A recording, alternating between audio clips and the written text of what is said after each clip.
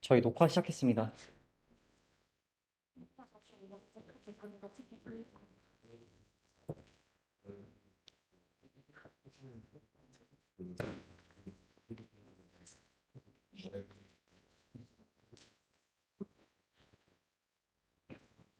Is a secret language.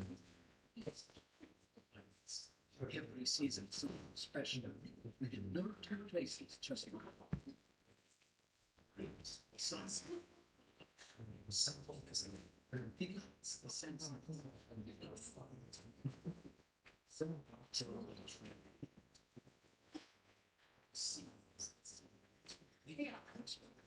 so send you say this is what you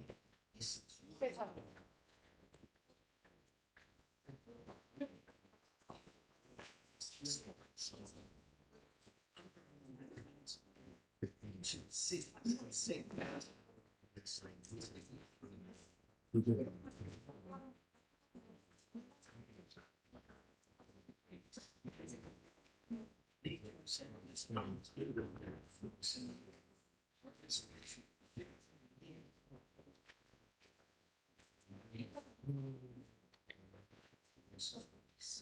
Small things.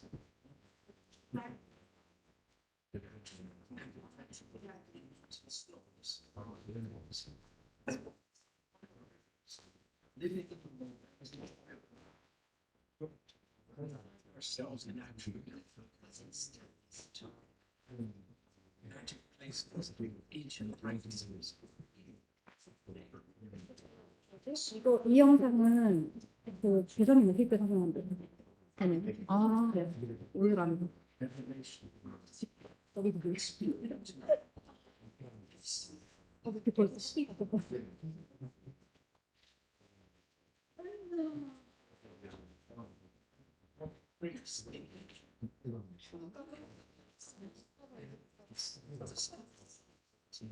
오랜만에 본다. 안 봤어.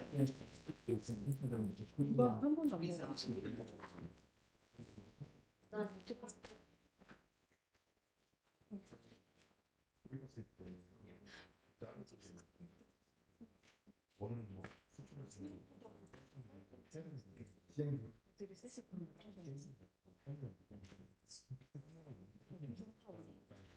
특강 뭔지 아니에요?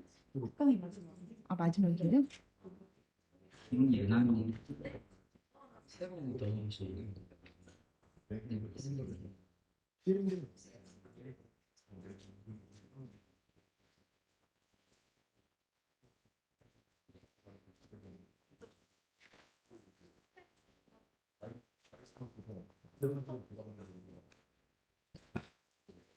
저희 행사 시작하기 전에 먼저 안내 말씀드릴게요. 제가 페이스북에 유보 결석계 발급 가이드 올려놨거든요. 만약에 필요하시면 참고하셔서 엑셀 파일로 저한테 보내주시면 됩니다. 내일까지 받을게요. 네, 그러면 이제 2시 30분 됐으니까 행사 시작해 보겠습니다. 안녕하세요. 저는 22학년도 1학기 학과 조교 허진입니다.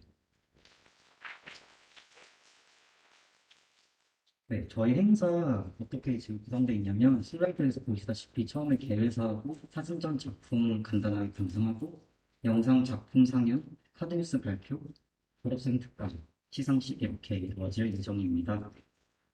일단 그러면 오랜만에 열린 대면 파급적인 만큼 개회사 한번 들어볼까요?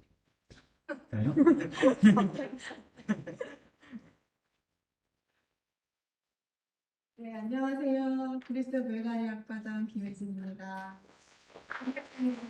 오랜만에 대면이에요. 제가 지난주에 축제에 참여한 이후로 약간 업돼있어요. 축제에서 싸이 공연에 가서 아들과 함께 흔들었습니다. 봤는지 모르겠지만. 그래서 이 대면으로 만나고 여러분이랑 소통하는 게 얼마나 또 그간 또 비대면이 편하다 약간 그런 상황도 저도 있었거든요. 그런데 또 만나니까 너무 또 반갑기도 좋기도 하고 그러더라고요. 오늘 3년 만에 재개되는 저희 대면 행사이니만큼 여러분들이 그간 노력해서 만들어낸 성과물들 함께 공유하고 또 다음 곧 이어질 한 2주 후에 또 있을 더 큰 행사를 준비하는 시간이 되었으면 합니다. 네, 즐겨주세요.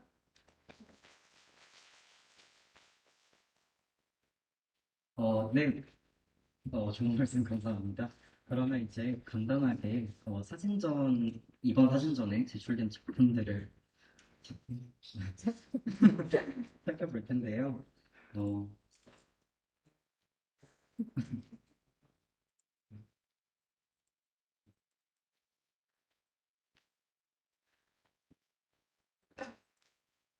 일단 저희가 원래 다들 그 19학번까지는 알고 계시겠지만 사진전 하면 그리스에서 현지에서 찍은 사진이 되게 많이 올라왔고 이거를 어흥한 놀이에서 전시회도 했었어요.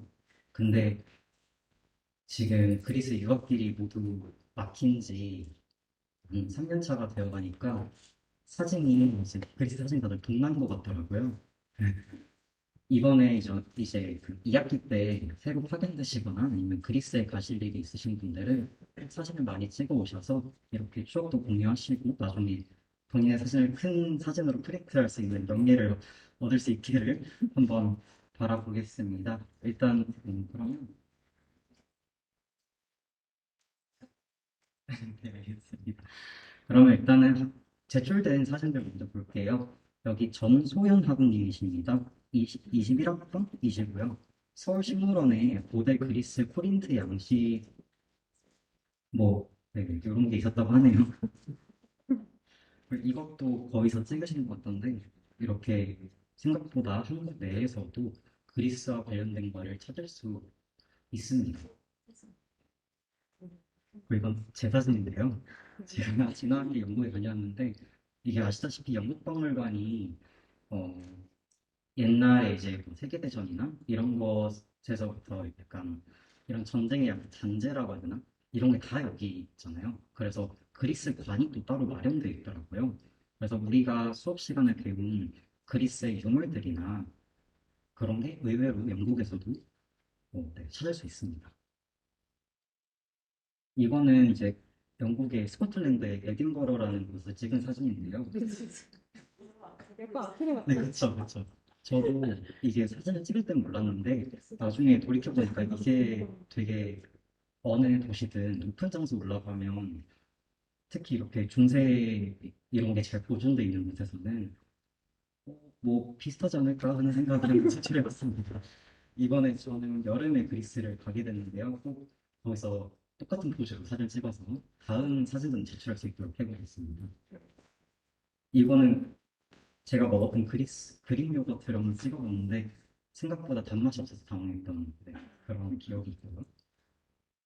이거는 제가 영국에서 거주할 때 이제 헝그리 그릭이라는 메뉴였거든요. 기로스랑 차즈키소스랑 네, 뭐가 많은데 진짜 영국 음식이 진짜 맛이 없고 가격도 비싸고 양도 적어요. 근데 그리스 음식이 여기는 그런지 모르겠는데 양도 많고 뭐 가격도 착하고 맛있더라고요. 다 못 먹었습니다. 일단 상반기 사진전 사진 여기다 붙이고 김혜진 교수님께서 이제 사진을 따로 보여주실게요. 다른 뭐 제가 찍은 사진이 아니고 저희 수업 시간에 그리스 옷을 고대 그리스 옷을 입고 학생들이 다양하게 연출해서 사진을 찍는 걸 제안을 했어요. 그래서 학생들이 그 찍은 사진들이 있어서 재밌어서 같이 찍었어요. 조별로 한 7조가 나눠서 찍었는데 덕수궁 석조전에서 이렇게 찍은 친구들이 있었어요. 나시스 컨셉을 잡아서 거울을 직접 사들고 찍기도 했고요. 어머, 또 이거 너무 영수장에서 약간의 그 포토샵을 이용해서 그리스 풍경처럼 만들어서 신들의 만찬이라는 제목으로 사진을 찍기도 했어요. 그리고 다른 쪽은 또 이렇게 그리스의 유명한 인물들을 대표하는 문구나 벽언 이런 것들을 포함해가지고 같이 사진을 찍었습니다. 또 그리스의 그 어, 이- 조가 했던 게 제 기억이 잘 안 나는데 철학자와 제자들이었나? 예수와 제자들이었나? 그런 컨셉이었던 것 같아요. 그리고 천지창조를 패러디해서 이렇게 찍기도 하고요.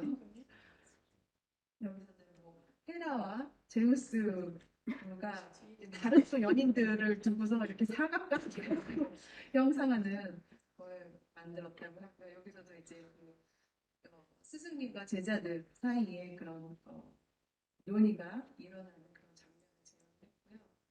그리고 대명수대학 근처 숲길에서 또 이렇게 사진 찍은 친구들도 있습니다. 디오니소스와 여러 신들의 모습을 재현을 한 친구들도 있었고요. 그리스 복장만 갖추니까 정말 그 자연 속에 있는 그리스 신화의 이미지 같습니다. 그리고 기념사진 찍은 친구도 있었고요.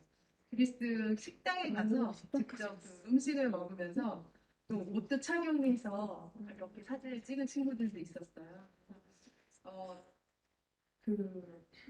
좀 조별 활동이나 이제 이런 친구들과 동료들과 학우들과 좀 같이 할 수 있는 활동을 통해서 재미있는 기회가 좀 있었던 것 같아요.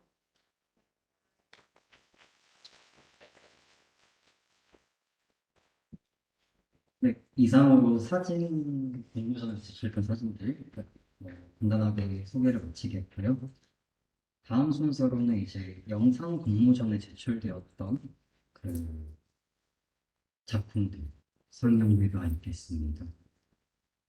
저희가 이제 여러 수업에서 그리스와 관련된 혹은 그리스의 영화를 소개하는, 문화를 소개하는 그런 영상을 만드는 그런 시간이 있었는데요. 거기서 최우수 작품으로 선정된 세 개의 제품입니다. 먼저 김시유 학우님 계신가요? 여기 나오셔서 이렇게 해주시면 되겠습니다.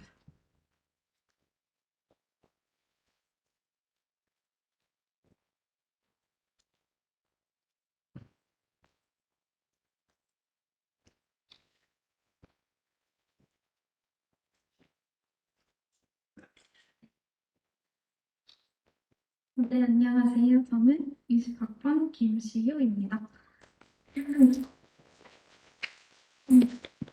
먼저 저는 이 영상 과제가 저희 그리스 영화 2의 기말 과제였어요. 그래서 이제 그리스 영화 2의 수업을 들으면서 그리스 영화의 역사, 인물, 그리고 또 그리스 안에서 유명했던 영화들을 가지고 수업 시간에 감상을 하고 토론을 하는 시간이 있었고, 그리스 영화의 특징과 특히 시대별 영화 속에는 그리스와 그리고 그 그리스의 상황을 잘 이해할 수 있는 그런 영화들이 있었는데, 예를 들어서 이제 유명한 영화 나의 사랑 그리스라고 하는 영화에서는 이제 난민 문제라든지 아니면 그리스의 경제 위기 이런 것을 볼 수 있었어요. 그리고 이제 제가 많은 주제 중에 영화사를 선택한 이유는 그리스가 이제 어떤 영화의 역사를 가지고 있고, 솔직히 저는 그리스 영화를 잘 모르다 보니까 그 산업에 대해서 이해할 수 있었던 시간이 되었던 것 같아서 교수님의 수업을 들으면서 선택하게 되었고,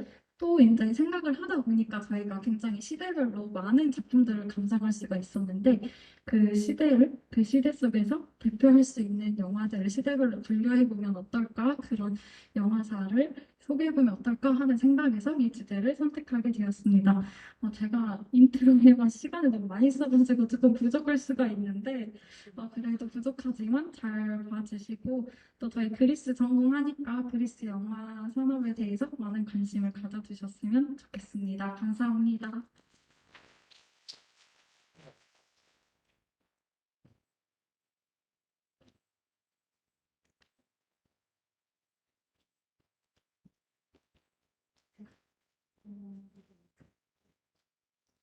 우리에게 생소한 그리스 영화이지만 볼만한 영화들이 많습니다. 그리스 영화는 길고 풍부한 역사를 가지고 있으며 유럽 최초로 3D 영화를 만들어내기도 했습니다. 그리스 영화의 특징은 역동적인 플롯 구성과 강렬한 캐릭터, 에로틱한 주제들로 구성된다는 점입니다. 그리스 영화의 시작은 1897년 아테네 시민들이 영화 산업을 처음 접하게 되며 1906년 마나키스 형제가 마케도니아 지역에서 영화 촬영을 하면서 그리스와 발칸 지역의 영화 산업을 본격적으로 시작합니다. 1907년 아테네의 첫 영화 상영관을 개관하였으며 1910년에서 1920년대 단편 영화 제작과 첫 장편 영화 골포, 빌라리의 모험 등을 제작합니다. 이후 1950년에서 1960년대에 그리스인 조르바, 스텔라, 일요일은 참으세요 등의 영화가 나오면서 황금기를 맞이합니다. 이후 군부 독재가 들어서면서 황금기를 주도했던 자유주의 영화 풍조는 철저히 탄압받고 선전용 영화들이 많이 만들어지면서 그리스 영화의 인기가 사그라듭니다. 하지만 다시 90년대 이후 영원과 하루, 이피게니아 등의 영화가 나오면서 조금씩 회복합니다.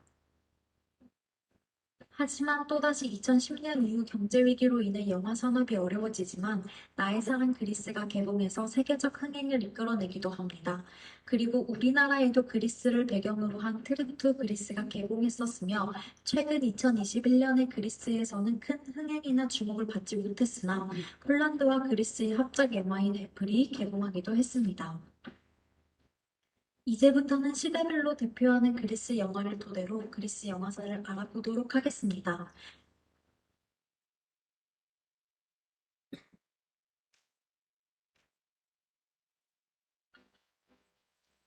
1910년에서 1930년대 상업적으로 흥행에 성공한 첫 그리스 영화는 1924년에 개봉한 빌라르의 모험입니다. 무성 영화이며 그리스 픽션 영화입니다. 역동적인 장면들이 많고 코미디 요소를 즐길 수 있습니다.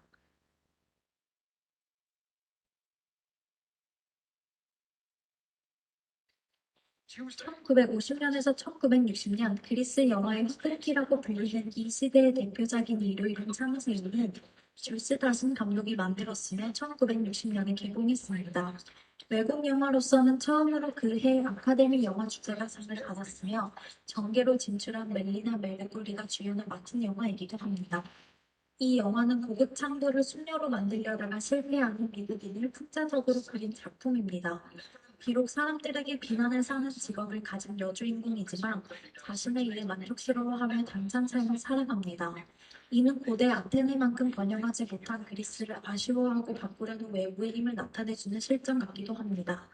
하지만 결국 그대로 아름답고 가장 자신다운 모습을 나타내는 점에서 인상 깊습니다.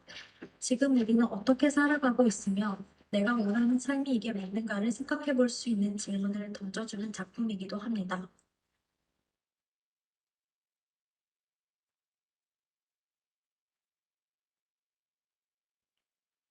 1990년대 이후 가장 빛난 작품은 테오 앙겔로폴리스 감독의 영원과 하루입니다. 1998년 칸 영화제 황금 종려상을 시작으로 상파울루 국제영화제 관객상, 테살로니키 영화제 작품상, 감독상 등 여러 상을 휩쓰는 마스터 작품이 됩니다. 이 작품은 어렵지만 여러 가지 요소에서 살펴볼수록 감탄을 자아내는 부분이 많습니다. 죽음 앞에선 남자 주인공은 삶을 회자하며 죽은 아내가 30년 전 쓴 편지를 발견하게 되고 그 기억들과 현실에서의 여행을 하고 있는 과정을 서술하고 있으며 여행을 통해 비로소 사라지지 않는 위대한 시어를 발견합니다. 이 작품에 나오는 시어 세 가지, 포폴라, 크세니티스, 아르가디니가 참 인상적입니다. 스토리 장면 이외에도 마치 노인의 발걸음에 맞춘 듯한 영화의 느린 속도와 배경에 맞는 음악과의 조화, 장면 전환 등은 보는 재미를 느껴주게 합니다.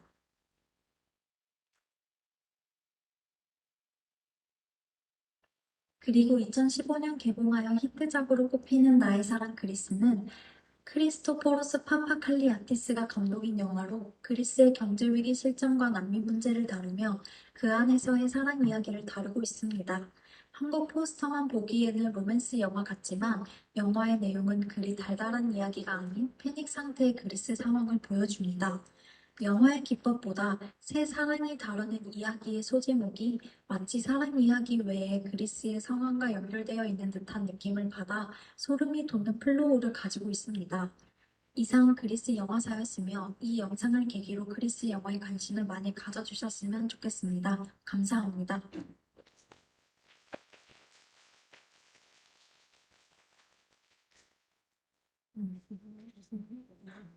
네, 잘 봤고요. 일단 이 작품이 이제 좋은 점수를 받고 여러분들이 많은 선택을 했던 이유가 이제 수업 시간에 전반적으로 다뤘던 내용을 영상 하나에 다 압축을 했고, 우리가 수업하면서 봤던 영화들이나 그리고 같이 앞에서 봤던 이론적인 역사적인 부분을 함께 잘 섞어서 정리를 해준 영상이라고 생각을 해요.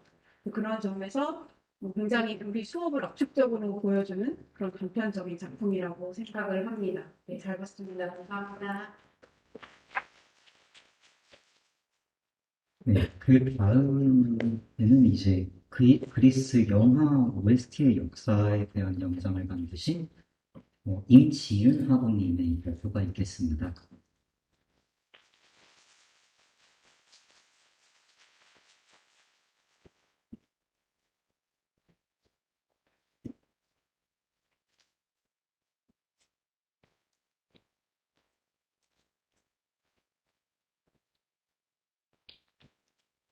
안녕하세요. 저는 그리스어를 전공하고 있는 이공학번 임지윤이라고 합니다. 어, 저는 이번에 그 영상 공모전 주제로 지금까지 사랑받고 있는 그리스 영화 주제북이라는 주제로 영상을 제작했습니다. 저는 현재 그리스 영화의 이해라는 수업을 수강하고 있는데 강의를 들으면서 제게 가장 신선하게 다가왔던 점은 그리스 영화와 더불어 영화의 주제곡이 생각보다 오랜 역사를 거쳤다는 점입니다. 나아가 영화 주제곡은 오랜 시간 동안 사랑받고 있는데 저는 이에 대한 궁금증이 있어서 이번 과제를 하면서 조금 더 자세히 알아가고자 해당 주제를 선택하게 되었습니다. 편하게 감상해 주시면 좋겠습니다. 감사합니다.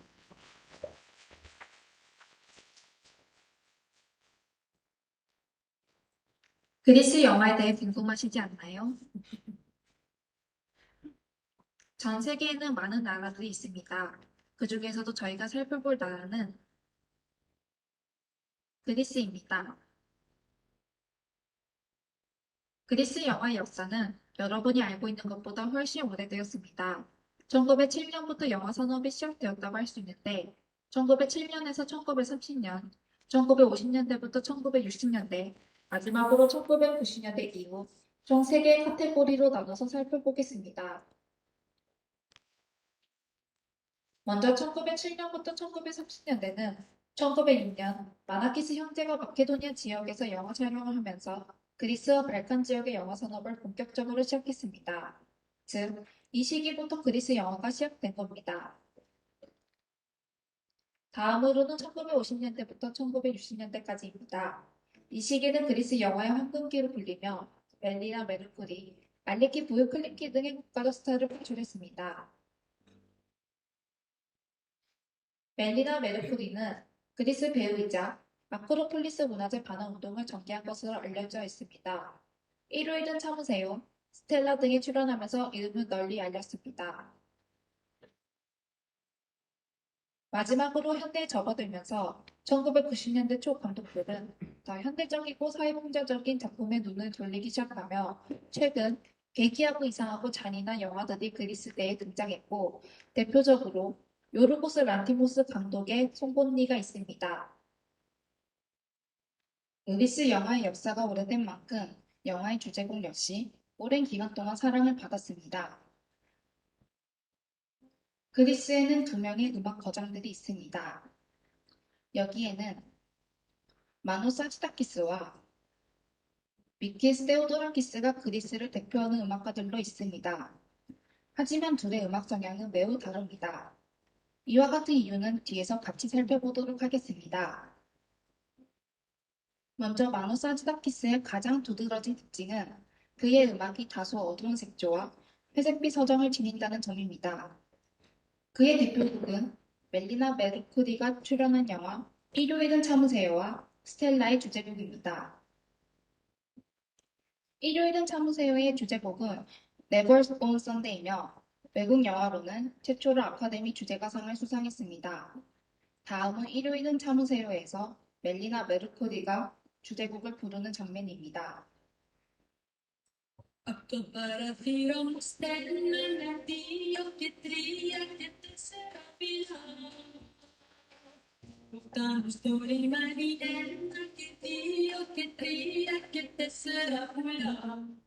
스텔라는 그리스 영화사에 지대한 영향을 끼친 작품인데 극중 멜리나 메르코디가 부른 주제곡이 대흥행했으며 해당 주제곡은 지금까지도 수없이 리메이크가 됐습니다.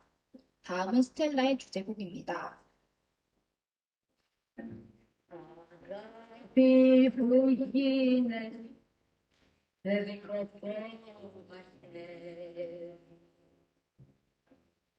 가득한 문제는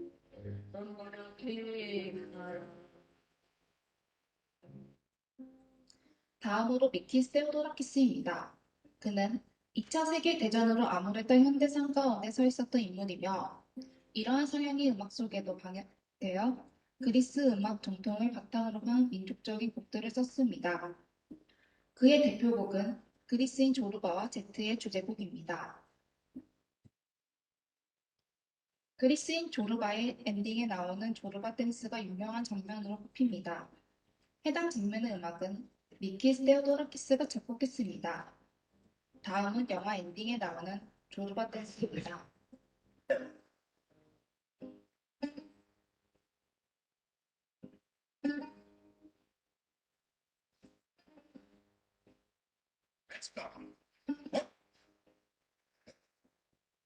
또한 미키스 테오도라키스는 영화 제트의 음악을 맡으며 예술성을 인정받았습니다.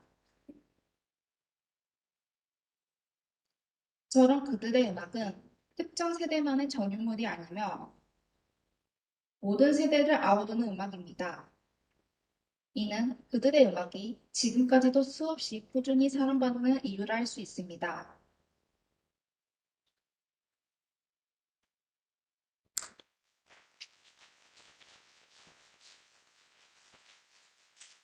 네, 잘 맞습니다. 일단은 제가 수업 시간에 얘기했던 내용 중에 하나가 예전에 한참 황금기 그리스 영화 주제곡들이 아직까지도 많은 현대 젊은 가수들로부터 리메이크가 되거나 계속 어떻게 보면 국민가요처럼 계속 불리는 사랑받는 노래들이 굉장히 많은데 그 음악계 거장이라고 불리는 두 작곡가를 토대로 해서 많은 작품들이 계속해서 시대를 거쳐서 사랑받고 있다라는 점을 잘 정리해준 영상이라고 생각을 합니다. 저는 영화도 물론 내용이 중요하지만 제가 개인적으로 느끼기에 그리스 영화에서 그 OST 주제곡들이나 삽입 음악이 주는 영향이 굉장히 크다고 생각을 하거든요. 실제로 문화적으로도 음악으로 사람들이 계속해서 이 영화를 기억하고 있는 부분들이 있고 그래서 그런 부분들을 이 영상을 통해서 여러분들이 조금이라도 기억해 주시기를 바라겠습니다. 네, 수고하셨습니다.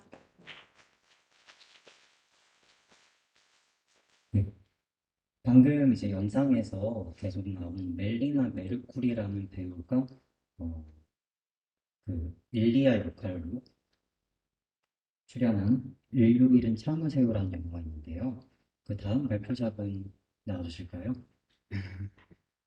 그 영화에서 이제 나온 약간 그리스 문화, 살펴보시는 그리스 문화를 소개해 주시겠습니다.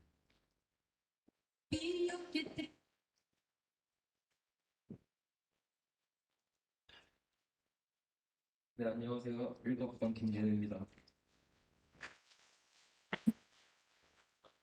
저는 1960년 개봉한 그리스 영화 일요일은 참으세요에 나타난 그리스의 문화를 설명드리는 영상을 제작해 보았습니다. 네, 일요일은 참으세요의 경우 그리스 티베우스 상부에 사는 일리아라는 장녀와 한 미국 관광객 호머의 이야기입니다. 이 영화를 통해 많은 관객들은 그리스의 춤, 음악, 언어를 포함한 그리스의 문화에 빠져들게 된 계기가 되었습니다. 또 그리스의 춤과 음악이 세계적으로 알려지게 된 계기가 되었으며 실제로 작곡가 마누스 하지아키스는 본 영화의 영화음악으로 오스카상을 수상하였습니다. 본 영화의 경우 저가 처음으로 접하게 된 그리스 영화였는데 저 역시 글로만 배웠던 그리스의 문화를 영상으로 접하게 되니 새롭고 또 몰랐던 새로운 문화도 접할 수 있게 되어 좋았습니다. 영상 편집을 따로 해보거나 배워본 적이 없어 앞선 두 화후의 영상에 비해 퀄리티가 부족하지만 네, 재밌게 봐주시면 감사하겠습니다.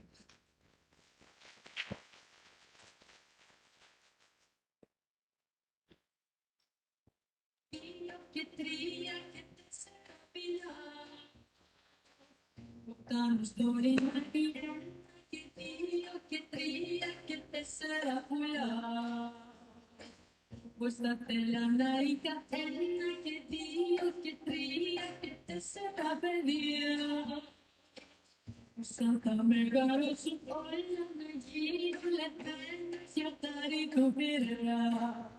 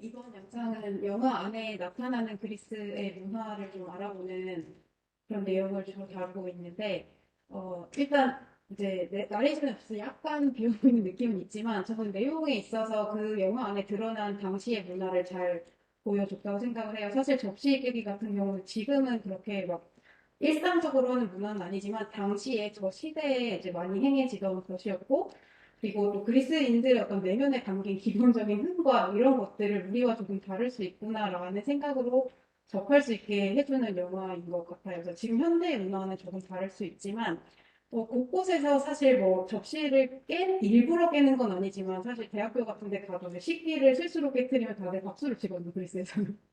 그래서 우리가 생각하는 그런 깨트림의 의미와 다르다는 것, 그런 것들을 좀 재밌게 여러분들이 받아들일 수 있을 것 같고, 그리고 또 뭐 수영을 자유롭게 하는 모습이라든지 아니면 남의 눈치 보지 않고 스스로가 흥에 겨워서 춤을 출 수 있는 그런 행동이라든지 이런 것들이 조금은 우리에게는 생소할 수 있지만 또 그리스인들을 이해하기 위한 하나의 포인트라고 생각을 해주시면 좋을 것 같습니다. 잘 봤습니다.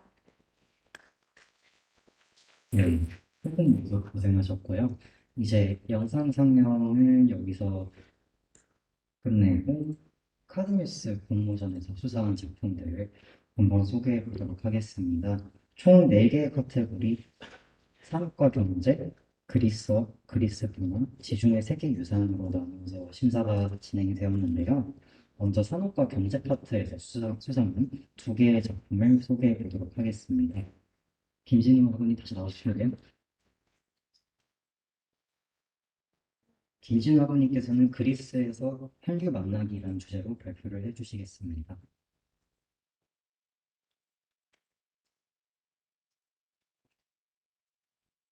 네, 안녕하세요. 일곱번 김준우입니다.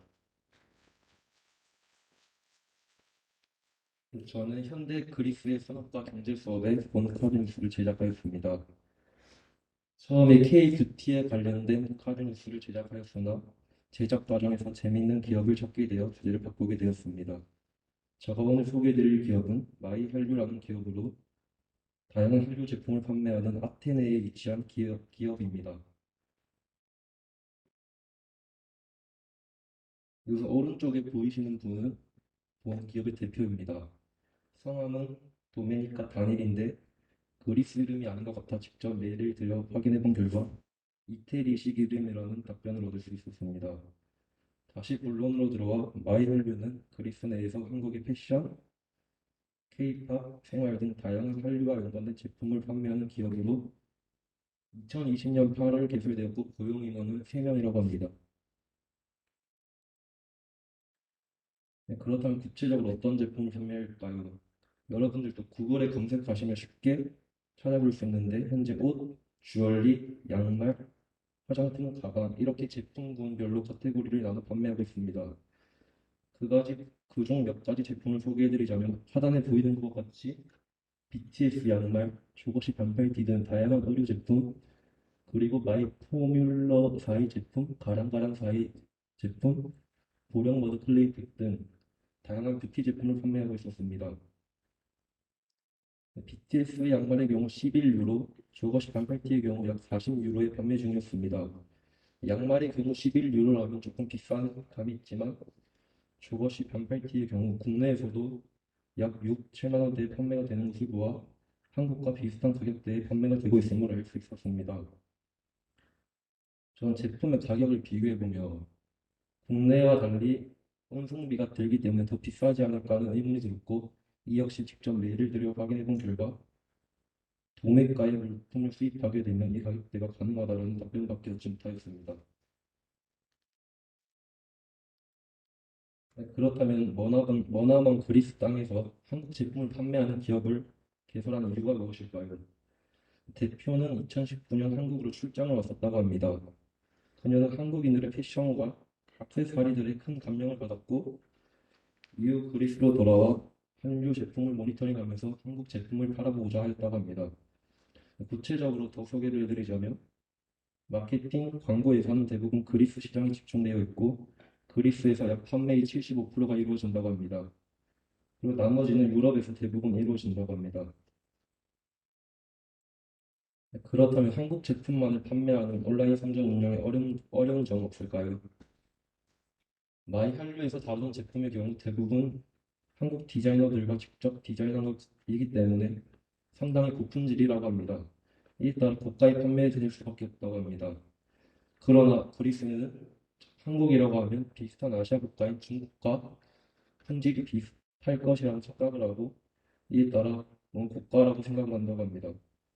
실제로 그리스 내에서는 한국은 IT 강국, 기술력 강국이라는 이미지가 있어 휴대폰, 자동차, 선박에 대한 인지도는 높은 반면 한국의 문화는 생소한 것이 사실이라고 합니다. 그러나 팬데믹 이후 넷플릭스를 시청하는 시간이 늘었고 이에 따라 다양한 한국 콘텐츠를 접하고 있어 이러한 잘못된 인식이 점점 나아질 것이라고 예상한다고 합니다. 이러한 어려움을 어떻게 해결할 수 있을까요? 사실 이는 개설 전부터 고려했던 부분이기 때문에 마이알루는 본인들의 브랜드의 가치와 제품 가치를 높일 수 있는 방안을 모색하고 고품질을 부각시킬 수 있도록 홍보 활동을 하고 있다고 합니다. 실제로 인스타그램과 같은 SNS를 통해 다양한 홍보 활동을 하고 있으며 이는 마이할리의 직원이 아닌 아웃소싱 업체에 맡겨 전문가가 직접 관리하고 있다고 합니다. 혹시 관심 있으시면 인스타그램에 myhal류.e샵 검색하시면 나오게 됩니다. 그럼 마이할류의 앞으로 계획이나 목표는 무엇일까요? 네, 그들은 패션, 뷰티, 주얼리뿐만 아니라 더 다양한 제품군을 다루고 싶다고 합니다. 그래도 주력은 의류와 주얼리이기 때문에 더 많은 한국 디자이너들과 협력하여 더 많은 브랜드를 취급하고 싶다고 합니다.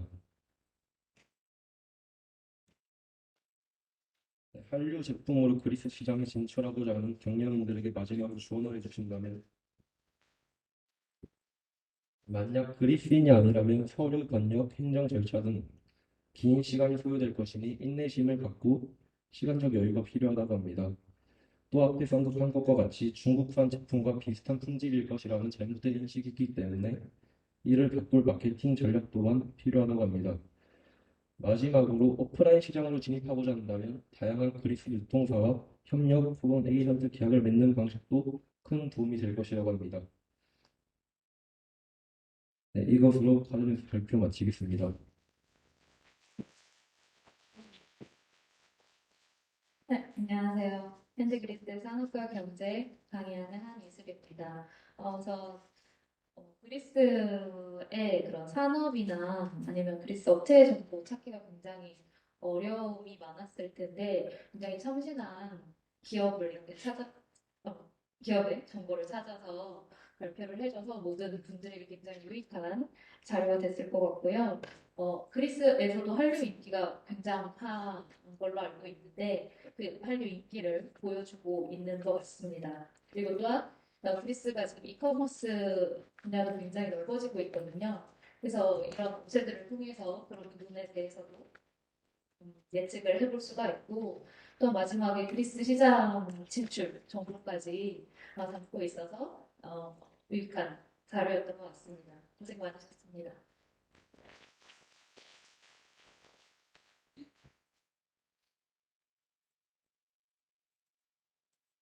네, 김진우 학우님 잘 들었고요. 그러면 이제 김예나 학우님께서 LG CNS 교통카드 시스템에 대해서 발표해 주시겠습니다.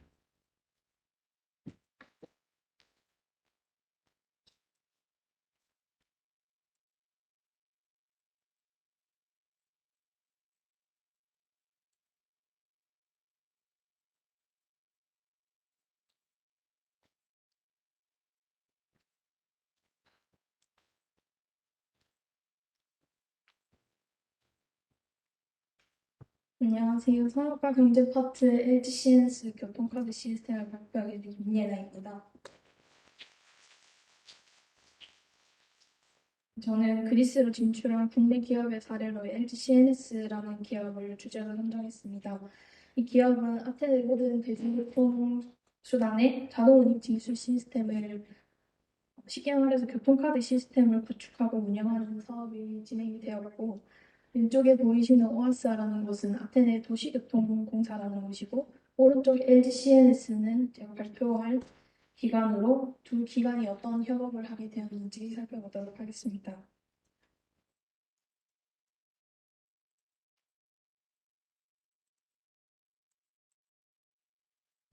먼저 LG CNS라는 기업에 대해서 간략히 알아보면 우리가 예전에 대중교통을 이용할 때는 토큰이나 회수권, 동전을 사용했었는데 LG CNS가 IT 기술을 바탕으로 해서 서울시 스마트 교통카드 시스템이라는 것을 새로운 교통체계를 제안했는데 이게 여러분이 잘 아시는 T1이고요.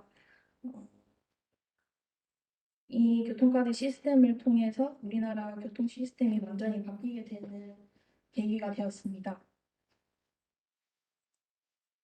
그렇다면 아테네 도시교통공사가 이 AFC 기술을 사용함으로써 어떤 이점을 가질 수 있는지 한번 알아보겠습니다. 우리가 매일 대중교통을 이용하면서 느끼듯이 스마트 카드나 모바일을 통해서 교통카드 시스템을 사용하게 되면 요금을 지불하거나 환승을 하는 데 있어서 교통수단을 자유롭게 탑승이 가능한 장점이 있기 때문에 도시 간의 도시 내에서의 접근성을 강화시킬 수 있다는 장점이 있습니다. 두 번째는 환승 할인이나 카드를 사용함으로써 제공되는 추가 혜택들을 통해서 고객들의 만족도를 증대시킬 수 있다는 장점이 있습니다. 현재 이 사업은 우리나라 서울과 제주 그리고 콜롬비아, 뉴질랜드, 말레이시아 일부 지역, 그리고 그리스 아테네에서 시행이 되고 있습니다.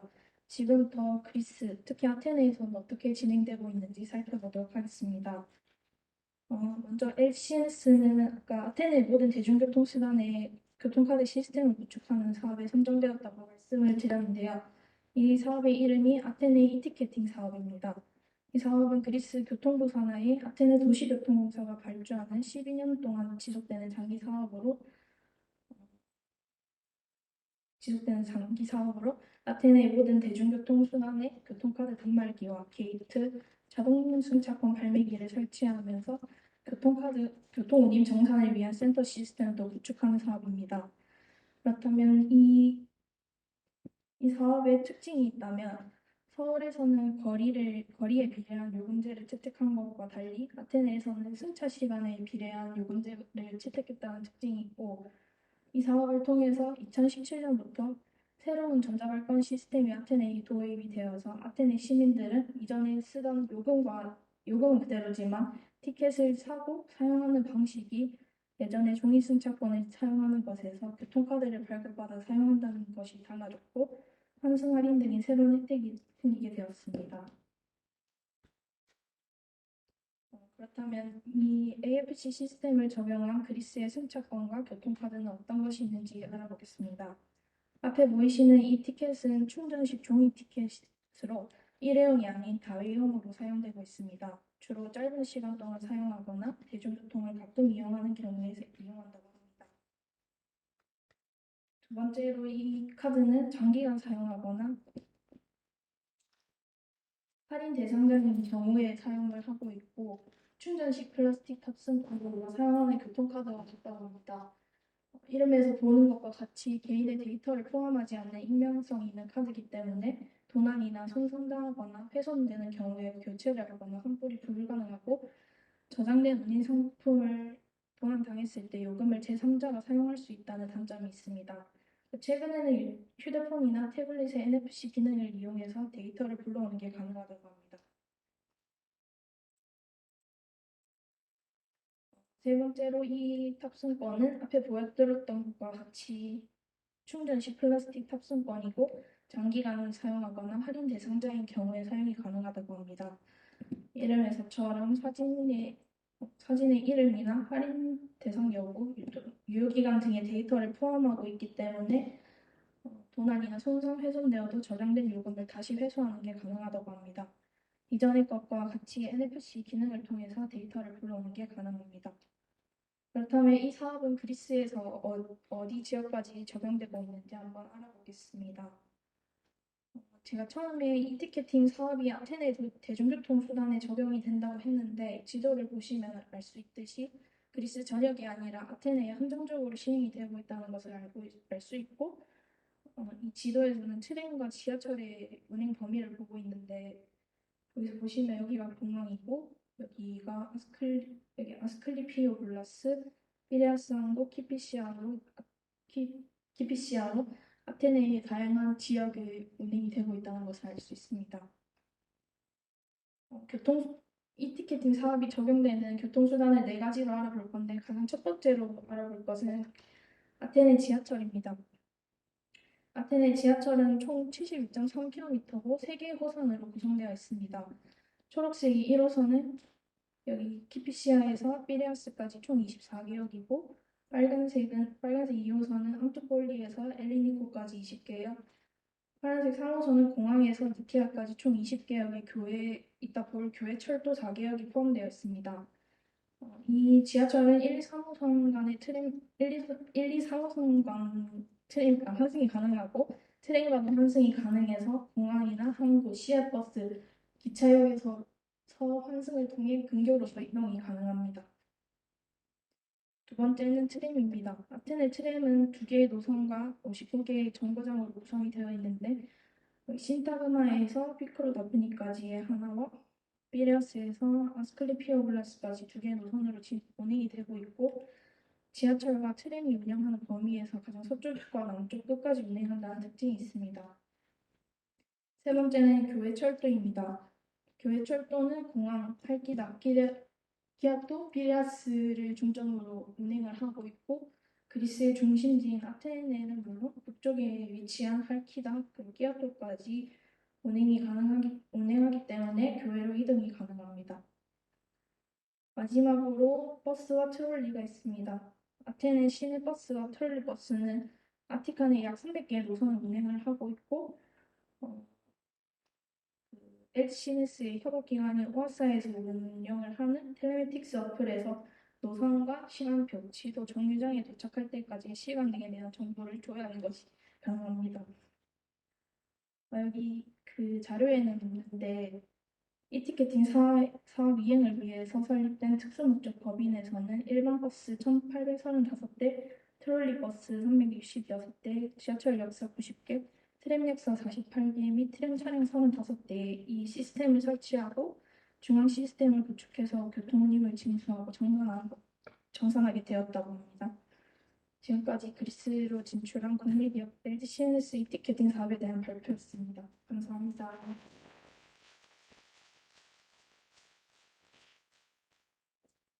네, 잘 들었습니다. LG CNS는 그리스에 진출한 대표적인 한국 기업 중 하나인데요. 찾기 좀 힘들었을 정보들까지도 굉장히 잘 찾았고, 그리스 사이트에서 보고서 그리스어까지 이제 직접 번역을 하면서 카드뉴스를 굉장히 정성껏 만든 것으로 보입니다. 특히 AFC에 관한 설명이나 교통카드 종류에 대한 세부적인 설명 같은 것들은 LG CNS에서 일하시는 분이 이 카드 뉴스를 보셨어요. 그 페이스북에서 투표를 하는 동안 특히 이걸 보시고 굉장히 감명을 받아서 사실 카드 뉴스를 좀 회사 내에서 같이 보았으면 좋겠다, 학생과 이야기를 나누고 싶다고 얘기까지 나올 정도로 굉장히 잘 만들어진 그리고 잘 모아진 정보들을 가지고 있는 것 같습니다. 더불어서 카드 정보뿐만 아니라 대중교통 정보까지 상세하게 친절하게 담고 있어서 이번 여름에 그리스에 가시는 분들에게도 좀 유익하지 않았을까 생각합니다. 고생 많으셨습니다.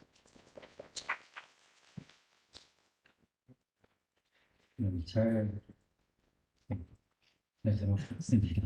그리고 이제는 그리스어에 관한 카드 뉴스를 발표하실 분들이 계시는데요. 소현서 학우님 계실까요? 네, 나와주시면 됩니다. 소현서 학우님께서는 그리스어 꿀팁 5가지를 소개해 주시겠습니다.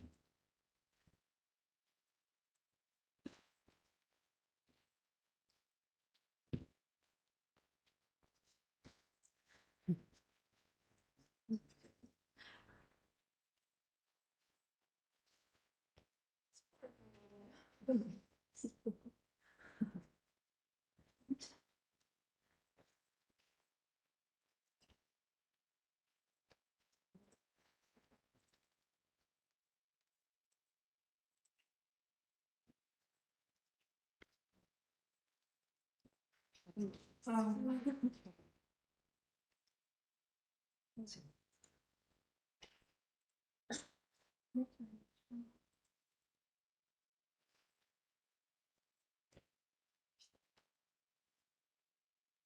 어, 안녕하세요. 이번에 그리스어 꿀팁 5가지라는 제목으로 카드뉴스를 만든 21학번 소연서입니다. 이제 이거를 제가 중급 그리스어 문법과 강독 시간에 과제로 만들었는데요.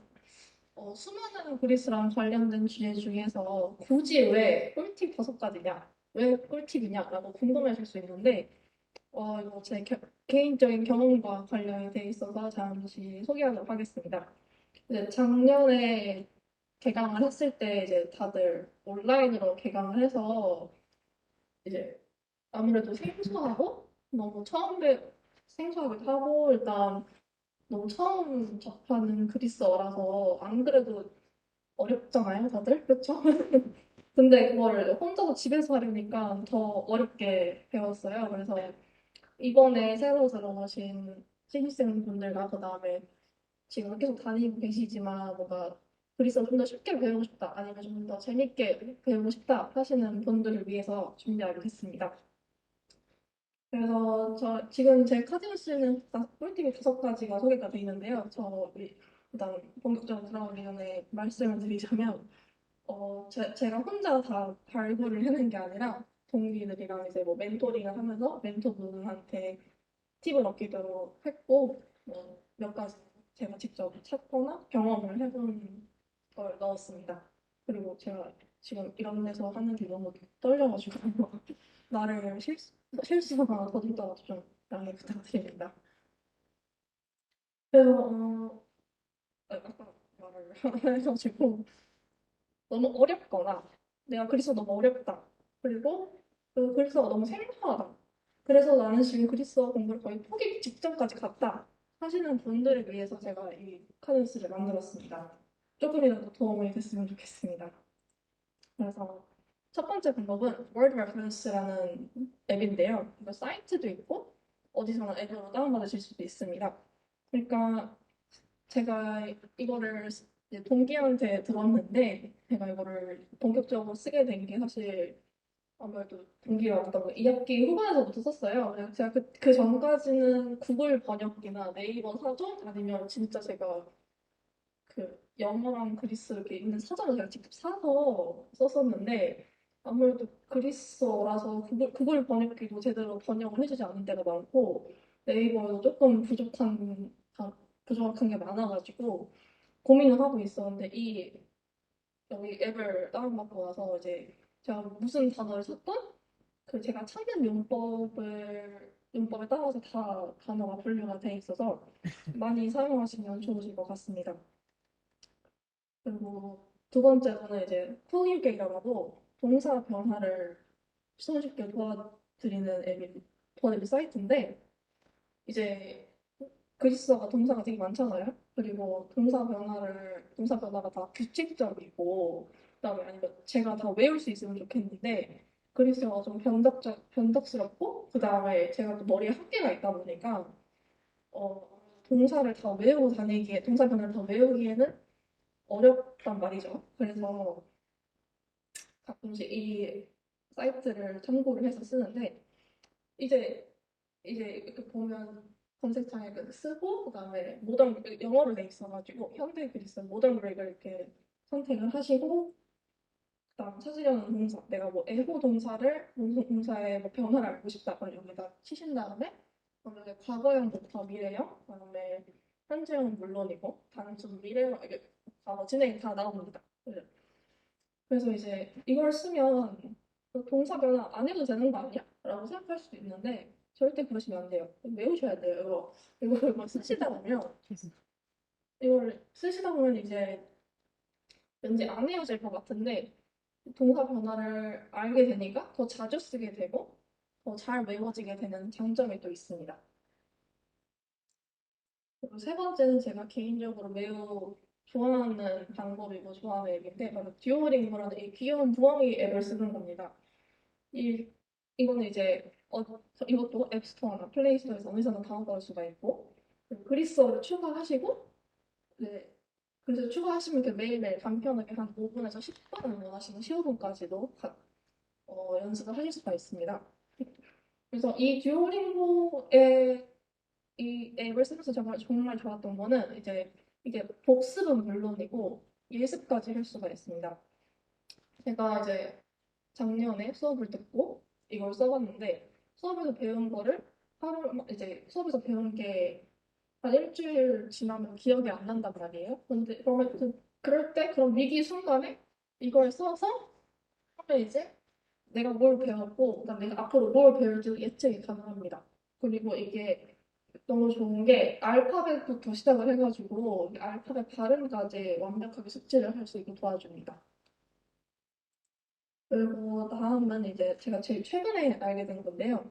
유튜버 팟캐스트를 이용하는 건데 이지브레이크라는 채널이 있습니다. 유튜브에. 그래서 영어는 이제 이 채널 운영자들이 직접 그리스의 여러 도시들을 돌아다니면서 그리스 시민들을 인터뷰를 합니다. 뭐 한 주제를 가지고 여기 보면 뭐 부모님이랑 같이 사냐 아니면 뭐 요즘 젊은 사람들 사이에서 쓰는 용어들은 무엇이냐라는 그 주제를 가지고 이제 그 도시들을 돌아다니면서 사람들을 인터뷰를 하는데 이게 좋은 점이 그리스어 자막이랑 영어 자막이 같이 나와요. 그래서 그리스어 자막을 보면 이렇게 일상 표현들을 좀 알 수가 있고 그다음에 영어 자막도 같이 나오다 보니까 영어 공부도 덤으로 된다는 점 알고 계시면 좋을 거예요. 그다음에 팟캐스트 같은 경우는 아무래도 귀로 듣는 거다 보니까 좀 어느 정도 레벨이 있어야 다 이해하실 수 있는데 저는 그런 건 무시하고 저는 그냥 일단 그리스어를 제 귀에 빨리 익히는 거를 목표로 해서 이거를 이제 이게 한 에피소드당 한 25분씩 하는데 이거를 이제 아침에 일어나서 주말에 아침에 일어나서 ASMR 같은 걸로 틀어놓고 있으면 내가 한국에 있지만 그리스에 와 있는 것 같은 기분이 들면서 내가 그리스어를 익숙해질 수, 익숙해질 수 있구나 막 이런 자신감이 뿜뿜하게 될 것입니다. 그리고 마지막으로는 제가 정말 개인적으로 중요하다고 여기는 건데, 바로 복습을 하는 건데요. 사실, 이 전에 방법들 다 쓴다고 해봤자, 복습 안 하면 다 말짱항이에요. 그래서, 복습을 열심히 하셔야 되는데, 이제, 단어를 열심히 외우시고, 그다음에 교재 내용을 잘 복습을 하신다면, 기초는 탄탄해지는 건 물론이고, 그다음에 시험 볼 때도 좋은 결과를 이렇게 내실 수가 있어요. 이게 스포츠밥처럼 되실 수 있어요. 네, 그래서 이 방법들을 따라 이게 하셔서 다 같이 합탑이 되는 걸 목표로 해보면 좋을 것 같습니다. 네, 감사합니다. 네, 저는 이카들스가 처음에 제가 과제를 제시했을 때는 언어 관련된 어떤 언어 학습 콘텐츠를 만들어라고 했는데 좀 새로운 방면으로 많은 고민이 담긴 스스로의 노력이 담긴 어떤 콘텐츠가 아닐까라는 생각을 했고요. 첫 번째 제시했던 그 워드 레퍼런스랑 뒤에 나오는 이지그립 같은 경우는 제가 플렉스 수업을 하면서 학생들한테 항상 추천을 하는 사이트이기도 하고 저도 자주 사용을 합니다. 그래서 사실 언어 공부에 왕도는 없어요. 당장 하루아침에 뭐가 잘 되고 이런 건 없고 정말 수많은 시간을 내가 노력을 하고 신경을 쓰면서 이렇게 얻어지게 되는 결과인데 저는 현서 학생을 사실 1학년 때 제가 수업을 한 게 없기 때문에 잘 몰랐는데 발음이 굉장히 좋다는 생각을 했었거든요. 수업 시간에 이제 뭔가 얘기를 할 때. 역시 계속 흘려듣기를 하면서 따로 이렇게 노력을 한 게 빛을 발한다라는 생각이 드네요. 확실히 언어는 노력하는 만큼 얻게 되는 게 있어요. 뭐 알아듣지 못하더라도 뭐 영어도 흘려듣기라는 기법을 많이 쓰더라고요. 그냥 듣다 보면 들리는 경험을 저도 해본 적이 있고 이제 어쨌거나 우리는 언어 입력이 적은 상황에서 그리스어를 배우는 거기 때문에 저런 팁들을 이용해서 여러분들이 조금이라도 더 재미있게 그리스어를 배우실 수 있었으면 좋겠습니다. 네, 수고하셨습니다. 제가 그래서 있어 가지고 못하니까요.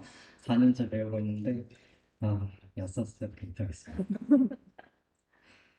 왜 이렇게 플렉스네. 네, 그 다음에는 이제 김소민 학우님께서 또 다른 그리스어 단어에 대해서 한번 알려주시겠습니다. 나와주시겠습니까?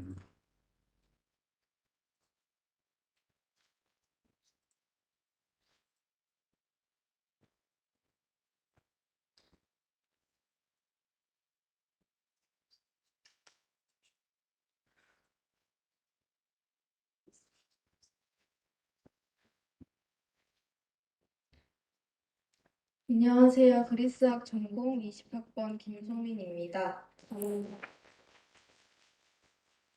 저는 같은 발음이지만 다른 의미를 가지는 그리스어와 단어에 대해서 카드뉴스를 만들었습니다.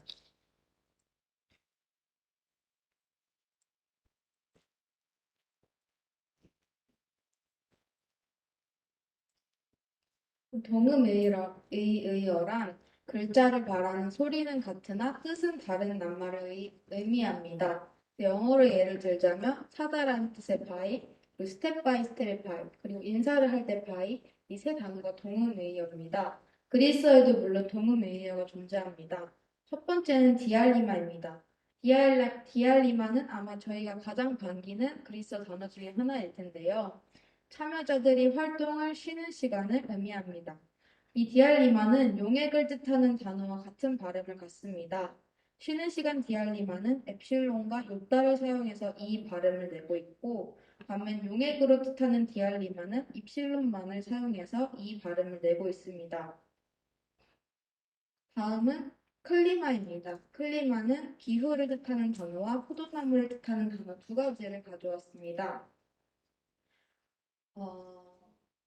그럼 두 단어의 차이는 전자의 경우 요따를 사용하여 이 발음을 내고 있고 후자의 경우 이따를 사용하여 이 발음을 내고 있다는 것입니다. 관련된 정보도 간단히 첨부해 보았는데요.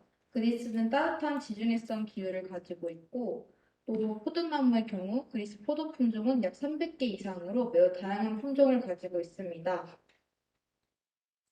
다음 단어는 리라입니다. 리라는 악기를 뜻하는 단어 리라와 터키의 화폐 단위 리라 두 가지를 준비했습니다. 악기를 뜻하는 단어 리라는 보통 세 개의 현이 있는 그리스의 전통 현악기를 부르는 단어로 팔로 연주가 됩니다. 이 리라의 경우 입실론을 사용하여 발음합니다. 반면 터키의 화폐 단위 리라는 요따를 사용해 발음을 하고 있습니다. 악기 리라는 헤르메스 신에 의해 만들어졌고 또 헤르메스가 아폴론의 소를 훔친 것에 대한 사과로 소 대신 준 선물이라는 신화가 있습니다. 또한 화폐 리라는 이탈리아가 유로를 사용하기 전에 쓰이던 화폐 단위이기도 했습니다. 다음 단어는 공작새를 뜻하는 파고니와 얼리다라는 동사의 파고니입니다. 공작새에도 관련된 신화가 있는데요. 그리스 신 헤라는 그녀가 신뢰했던 파수꾼인 100개의 눈을 가진 거인 아르구스가 죽자 그의 충성과 봉사에 대한 감사의 표시로 공작새의 꼬리에 그의 100개의 눈을 붙였다는 이야기가 있습니다. 동사 파고니는 엡실론 요따를 사용해 이 발음을 내는 반면 공작새 파고니는 요따만을 사용해 이 발음을 내고 있습니다. 이 동사 파고니는 3인칭 단수 형태이고 원형은 파고노입니다. 마지막 단어는 극도의 행복감을 나타내는 에포리아와 세금을 뜻하는 에포리아입니다. 전자의 단어는 엡실론, 입실론, B를 사용하여 F 발음을 냈고 후자의 단어는 엡실론과 B만을 사용하여 F 발음을 냈다는 차이가 있습니다. 이 외에도 다양한 동음이어를 준비했는데요. 이 카드뉴스를 준비하면서 이렇게 동음이어를 비교하면서 외우는 방법도 재미있게 언어를 배우는 방법 중 하나라고 생각을 했습니다.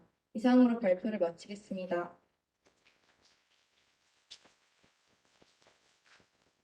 그리스어 동음이어가 굉장히 많이 있고 실제로 우리가 그냥 말로 했을 때는 이게 철자가 어떤 건지 잘 모르고 똑같은 거라 좀 착각을 할 수 있는 경우가 많고 그리고 사실 한국인의 입장에서 발음이 비슷한 단어들이 헷갈리는 건 당연한 거기 때문에 이게 또 정리를 해놓으면 다 알 것 같지만 막상 또 사용을 하다가 실수를 하는 경우도 많아요. 제가 종종 수업 시간에 이제 얘기를 하지만 빠라갈로 얘기하려고 했다가 빠바야로 얘기했다고 그리스에서의 어떤 에피소드 예전에 그 네이트판에 어떤 한국인 직장 사귀어 오신 분이 올려와가지고 그 얘기가 한창 회자되었던 적이 있는데 사실 우리는 이제 같은 발음이 있으면 약간만 비슷해도 좀 헷갈리는 경우가 많아요. 그래서 도구미어 외에도 약간의 발음이 비슷하다라고 했을 때 실수를 할 수 있는 부분들이 있어서 그런 부분들을 조금 유의해서 공부를 한다면 단어 공부에도 더 도움이 될 것 같습니다. 수고하셨습니다. 네, 잘 들었습니다. 저도 얼마 전에 답사 때 이제 파네피스티니오라고 했는데 파네피스타치오라고 했다. 이제 교수님께서 빵 터지셨던 기억이 아주 선명한데요. 이제 두 분 발표 들으면서 저는 굉장히 갑자기 약간 뭐라 해야 되지? 회한이 밀려옵니다. 4년간 난뭘 했는지 왜 오일드의 플렉스인 것인가. 이제 학원님 발표를 들어보니까 제가 왜 이렇게 된지 알게 조금 얇게 하고 남은 기간 이제 다음 학기 바뀌지만 끝까지 한번 이제 말씀해 주신 방법대로 공부를 해보면 좋겠습니다. 여러분 꼭 하시길 바랄게요. 네, 네, 다음은 이제 그리스 문화에 관한 발표가 있을 예정인데요. 처음으로 이제 김나노 학우님께서 그리스 음식 살교파를 소개해 주시겠습니다.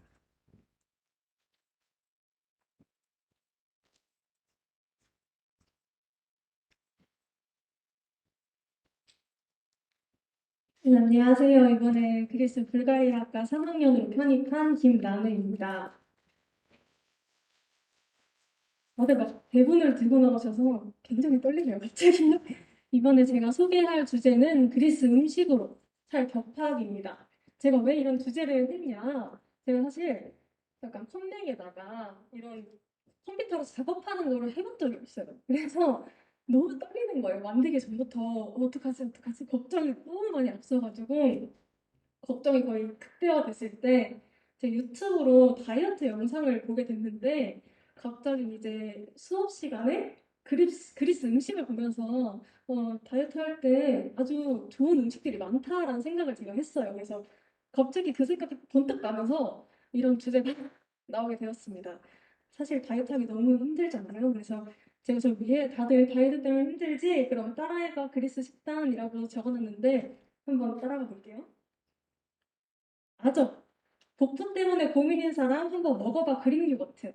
이 그릭 요거트가 열량이 낮지만 상대적으로 이제 배불러요. 포만감이 높고 장내에 노폐물을 배출하는 데 아주 효과적입니다. 그리고 이 그릭 요거트의 가장 큰 장점이 뭐냐면 매일매일 원하는 토핑으로 먹을 수가 있어요. 네, 한번 뱃살 찌신 거 드신 분들은 오늘 저녁에 드셔보세요. 그리고 간식. 소스 없이 못 사는 사람 한번 먹어봐 차즈키 소스.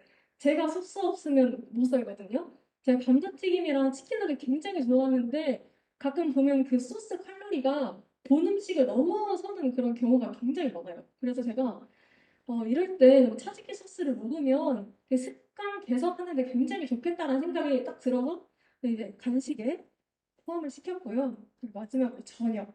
단백질이 부족한 사람 한번 먹어봐. 스볼라키. 사실 다이어트 하는 사람 완전 닭가슴살 많이 드시고 단백질 쉐이크 많이 드시잖아요. 네, 이런 거랑 같은 맥락으로 스볼라키는 꼬챙이와 끼워 구운 고기 요리인데요. 먹고 싶은 고기 종류를 한 입 크기로 잘라서 꼬챙이에 끼워서 구우시면 됩니다. 네, 한번 드셔보세요. 그리고 앞서 소개한 음식들 말고도 다이어트에 활용할 수 있는 그리스 음식들 소개해 드릴게요. 그 스파나코피타, 시금치를 넣어서 구운 그리스식 파인데요. 네, 시금치 굉장히 훌륭하죠? 네, 다이어트 할 때 먹으면. 그리고 게미스타, 토마토, 파프리카, 고추, 호박 등의 쌀과 허브를 채워서 구운 음식인데요. 이런 채소들이 섬유질이 굉장히 많아서 다이어트에 도움이 됩니다. 그리고 돌마다키요. 포도잎에 양고기와 쌀, 잣, 허브 등을 싸서 쪄낸 그리스 음식인데요. 여기서 핵심은 저 쪄낸입니다. 쪄내면 살찌지 않아요. 그리고 코리아티키 샐러드인데요. 샐러드가 다이어트에 좋다는 거는 다들 알고 계시죠? 샐러드에 식이섬유가 많이 들어있어서 배변 활동에도 아주 좋다고 합니다. 마지막으로 파솔라드인데요. 흰 콩을 채소와 함께 끓여서 만든 그리스식 콩 스튜입니다. 저희가 먹어야 되는 거예요. 공부도 해야 되고 이제 두뇌 활동이 잘 되는 콩이 들어가 있기 때문에 네, 드시면 좋아요. 그리고 저는 이제 편입생이라서 아직 다 먹어보진 못했는데 이제 여름 방학에 하나씩 만들어서 먹을 생각인데 다들 다 드셨을 거라고 저는 생각을 해요. 그래서 한번 생각난 김에 다시 드셔보셨으면 좋겠습니다. 감사합니다. 네, 굉장히 우리 모두가 관심을 가질 만한 주제로 접근을 해서 그리스 음식을 소개해준 카드뉴스였고 아이디어가 너무 재밌다는 생각을 했어요. 왜냐하면 카드뉴스 같은 경우는 많은 사람이 흥미를 가지고 들여다볼 만한 주제여야 일단 사람들이 보기 시작하기 때문에 그리스 음식 뭔지 몰라도 다이어트 하면 사실 눈이 번쩍 뜨이는 정보잖아요. 그렇다 보니까 이제 재밌게 볼 수 있고 또 그리스 음식을 소개해주면서 또 우리가 한 번쯤 어렵지 않게 해볼 수 있는 음식들을 소개해준 점이 좋았고 그냥 뭐 나열하는 것보다 굉장히 실생활에 이제 적용이 가능한 정보를 만들어 주어서 정말 재밌게 잘 봤습니다. 수고하셨습니다. 네. 이거 정말 잘 들었고요. 이게 슬라이드를 이렇게 보다 보니까 느낀 게 이게 비단 다이어트식이 아니라 그냥 그리스에서 먹는 대부분 음식 다 이런 식단인 것 같아요. 저도 이제 여름에 그리스를 갔는데 정말 참고할 게 많습니다. 근데 이제 아까 전에 그 말실수 이런 거 한번 말했었잖아요. 여기 차지키 소스 있잖아요. 이걸 1학번 한노 학부님께서 짜치. 네. 멀티나 했습니다. 여튼 그 다음에 이제 저도 연기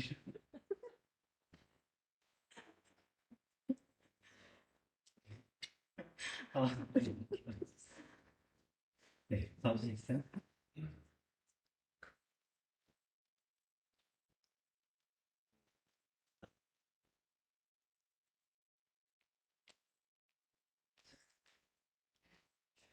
안 가셨어.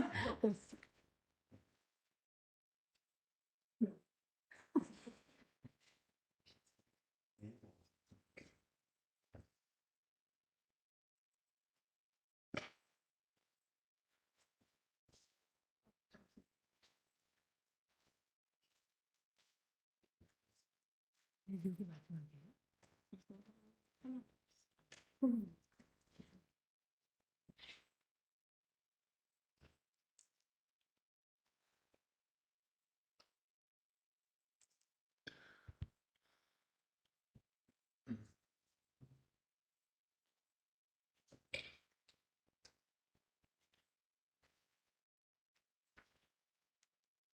안녕하세요. 세계 3대 장수국가 그리스의 비밀과 음식에 대한 주제로 발표를 맡은 17학번 조영중입니다.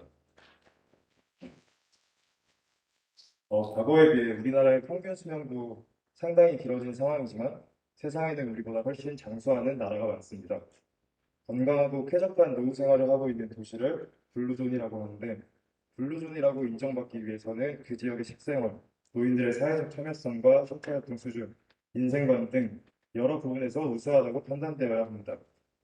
물론 얼마나 장수할 수 있는지는 유전적인 요인에 의존하는 부분도 작지 않지만 대다수의 전문가들은 장수 요인의 75%가 생활 방식에 기인한다고 설명합니다. 유엔이 발표한 2018년 세계 인구 현황 보고서에 들어있는 2015년부터 2020년의 남녀 평균 기대 수명 통계에 따르면 그리스는 22위를 차지합니다.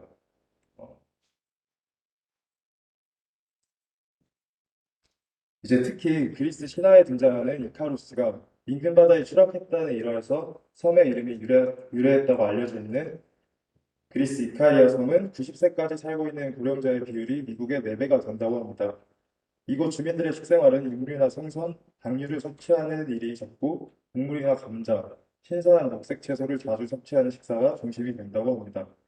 상대적으로 미국에 비해 인구수가 현저히 적다는 점을 고려하였을 때 이카리아 섬을 비롯한 전반적인 그리스의 장수 비결의 원인이 무엇인지 궁금증을 불러일으키게 되어 조사해 보았습니다.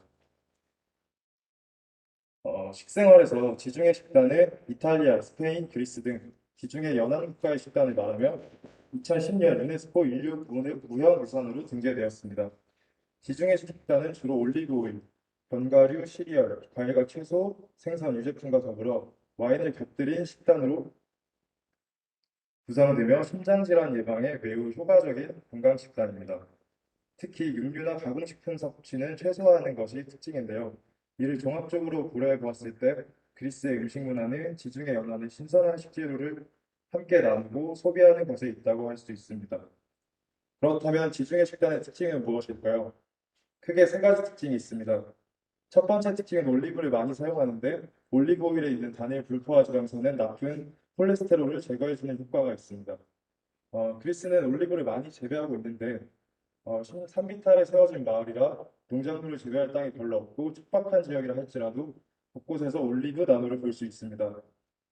두 번째 특징은 콩을 많이 사용합니다. 콩으로 만든 스프는 지중해식 음식의 중요한 부분을 차지하고 있으며 콩을 하룻밤 불린 다음 야생버섯이나 마늘파 등을 넣고 1시간 정도 끓인 다음에 빵 조각 위에 붓고 올리브 오일을 조금 넣어 만든다고 합니다. 마지막으로 세 번째 특징은 적포도주를 적당히 마시는 점입니다. 식사 시에 하루에 적은 잔으로 한두 잔 정도의 와인 섭취가 심장병을 예방해 준다고 합니다. 다음으로는 이러한 특징을 종합적으로 활용한 그리스 전통 음식에 대해 알아보겠습니다. 첫째는 예미스타입니다. 이 예미스타라는 음식의 이름은 그리스어 예미조, 즉 채우다의 의미를 가지고 있습니다. 토마토와 피망, 겉 안에 쌀과 야채를 잘게 다져 속을 채워 넣은 전형적인 여름 그리스 전통 음식으로 수필요에 고기가 있는 것도 있고 없는 것도 있습니다. 쉽게 말해서 우리나라 순대처럼 무언가에 속을 채워 넣는 음식이라고 생각하시면 됩니다.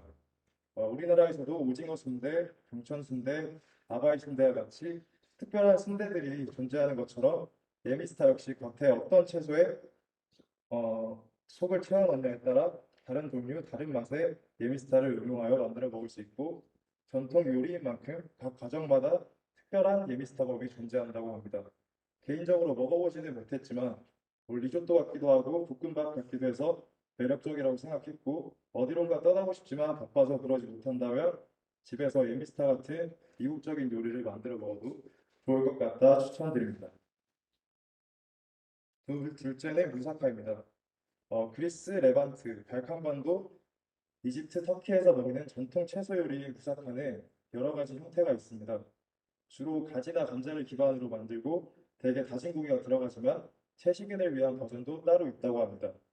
1920년대 한 그리스 요리사가 만든 버전이 유명해져서 이 음식이 그리스의 국민 음식으로 알려져 있다고 하네요. 특히 오늘날 그리스 음식 중 죽기 전에 꼭 먹어봐야 한다고 유명한데 여러분들도 꼭 드셔보시길 바랍니다. 세 번째는 그리스의 요구르트 소스 차지키입니다. 차지키는 항상 차갑게 제공되고 주로 기로스와 수블라케와 같은 요리와 함께 곁들여 먹는다고 하는데요. 뿐만 아니라 빵과 함께 먹거나 메인 요리에 함께 곁들이는 등 다양하게 먹을 수 있는 매력이 있습니다. 특히 그릭 요거트에 오이와 마늘을 잘게 다져 넣은 섞은 후 올리브오일 몇 방울 또는 딜 또는 허브를 넣어주기만 하면 되어서 집에서도 쉽게 만들어 먹을 수 있을 것 같네요. 한 가지 팁이 있다면 빵과 함께 먹을 때는 바게트처럼 많이 담백한 빵 말고 좀 더 고소한 풍미가 있는 빵과 더욱 잘 어울린다고 하니 참고하시기 바랍니다. 마지막으로 그리스의 대표술 우조입니다. 어느 나라든 여행하면서 가장 큰 즐거움 중 하나는 한국에서 찾아보기 힘든 술을 마셔보는 것이기에 선택하였습니다. 우조는 그리스 소주라고 불리며 니코스 카잔차키스의 소설 그리스인 조르바에서 주인공 조르바가 틈날 때마다 마시는 술이기도 합니다. 특히 2006년에는 원산지 보호 명칭 제도인 PDO를 부여받아서 오직 그리스에서 생산된 우조만 우조라는 이름에 라벨을 붙일 수 있게 되었습니다. 우조의 도수는 보통 40도에서 80도까지 되게 다양한데요. 우조를 마실 때는 각종 음료 또는 물과 섞어 마시거나 스트레이트로 자신의 취향에 맞게 드시면 됩니다. 특히 콜라와 섞었을 때 뿌연 갈색으로 변하는 것이 특징이나 일정량 이상 넣으면 색이 다시 투명하게 돌아온다고 합니다. 바로 이러한 현상을 우조 효과라고 부르는데요. 이는 주 원료인 아니스의 특정 성분으로 인해 물에 탔을 경우 뿌연 흰색 액체로 변하는 것이라고 합니다.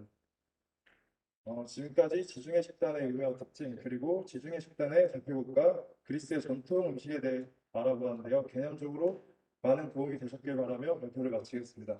감사합니다. 이번에는 제가 여기 과목에서 그리스어의 역사도 다루고 음식 문화 같은 것도 다루면서 좀 자유롭게 그 중에서 선택을 해라라고 대부분이 이제 음식 문화를 조금 더 친근하게 느꼈던 것 같아요. 지중해 식단이라는 것을 항상 어떤 건강의 어떤 방법, 생활 습관으로 많은 나라에서 이렇게 적용을 하고 있는데 실제로 이렇게 조사를 해보면 먹는 것도 물론 중요하지만 신체 활동과 그리고 정서적인 교감, 그 음식을 함께 나누는 사람과의 교감까지 포함이 되어야 진정한 그 지중해 식단의 어떤 실천 방식이 된다라고 얘기를 많이 하는데요. 그리스 사람들은 식사 시간을 누군가와 함께 보내고 이야기를 나누는 것을 굉장히 좋아하기 때문에 이 뒤에 소개된 음식들이 아마도 여러분들이 그리스에 처음에 가게 되면 한 번은 꼭 보게 될 음식들인데 그런 것들 한 번씩 음식도 먹어보고 술도 한 번씩 마셔보면서 이렇게 친구들도 사귈 수 있고 또 대화의 장이 되기도 하는 그런 그리스의 식탁을 한번 느껴볼 수 있었으면 좋겠습니다. 수고하셨습니다. 네, 잘 들었습니다. 근데 이 메탁사라는 음료는 스트레이트로 마시면 안 되는 거 다들 알고 계시겠죠? 80도라가지고. 그 다음에 이제 김소민 학우님께서 기후변화로 위기에 처한 세계 문화유산에서 발표해 주시겠습니다.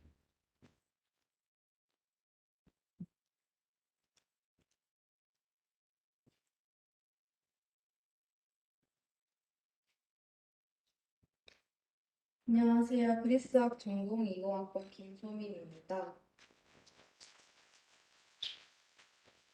저는 기후변화로 위기에 처한 세계 문화유산의 주제로 카드뉴스를 제작하였습니다.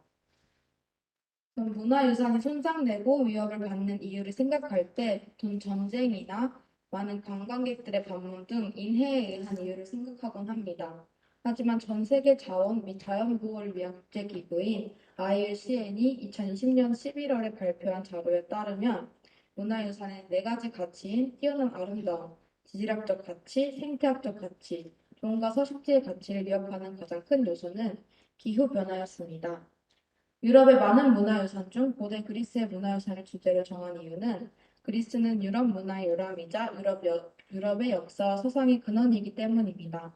또한 그리스의 문화유산은 유네스코의 로고에도 등장할 정도로 보편성을 띠고 있습니다. 첫 번째 사례는 아크로폴리스에 있는 파르테논 신전입니다. 아테네 아크로폴리스와 이곳의 기념물들은 도전주의의 정신과 문명의 보편성을 상징하며 고대 그리스가 세계에 남긴 가장 위대한 건축물과 예술의 복합체로서 칭송받고 있습니다.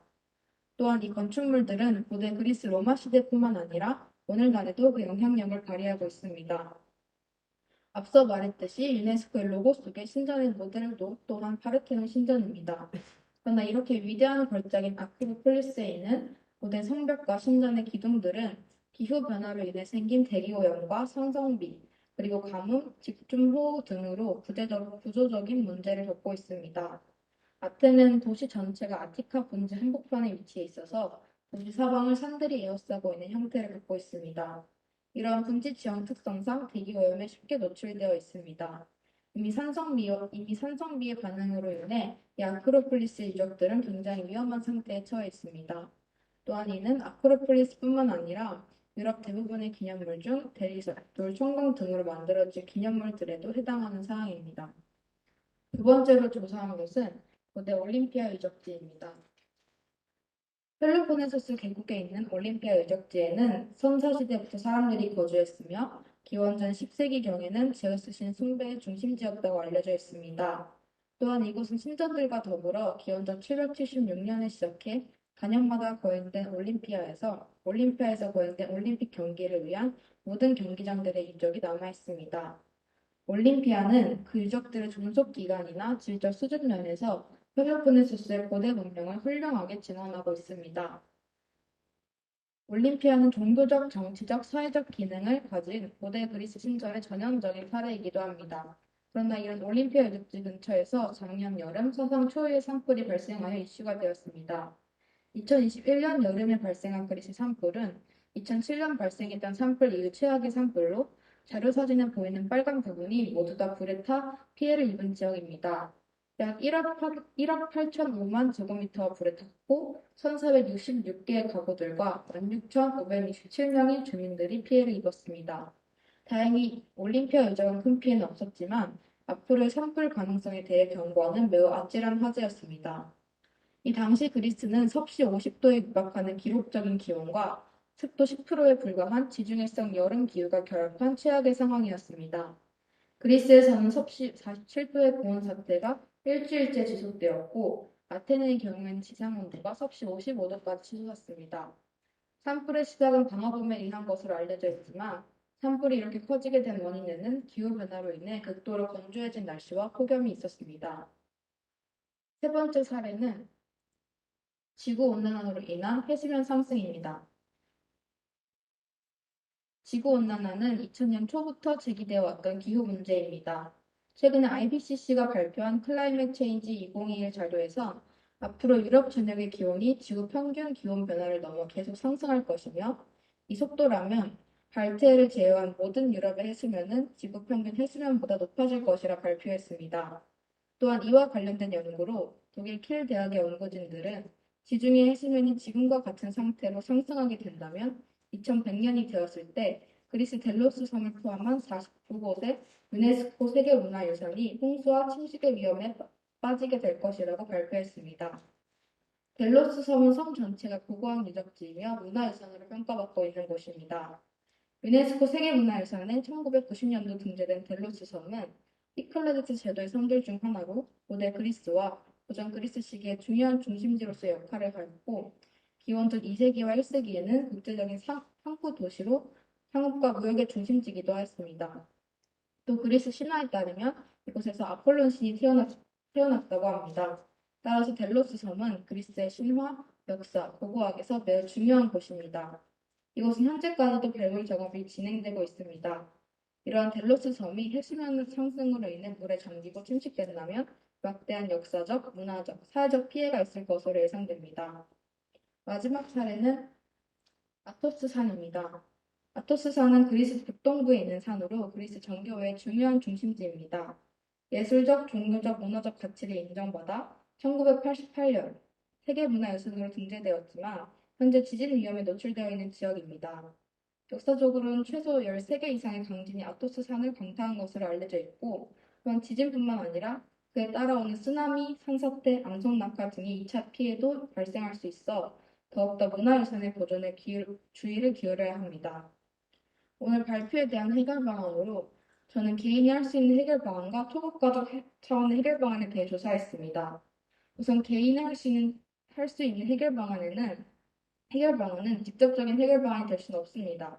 그러나 개인이 모인 집단이 사회적 분위기나 여론을 조성함으로써 영향을 줄 수는 있습니다. 따라서 지구온난화의 주요 원인이 이산화탄소 발생을 줄이기 위해 육식을 줄이고 채식을 하거나 SNS를 통해 기후변화와 문화유산에 대한 소식을 공유함으로써 사회적 여론을 형성하는 등으로 도움을 줄 수 있습니다.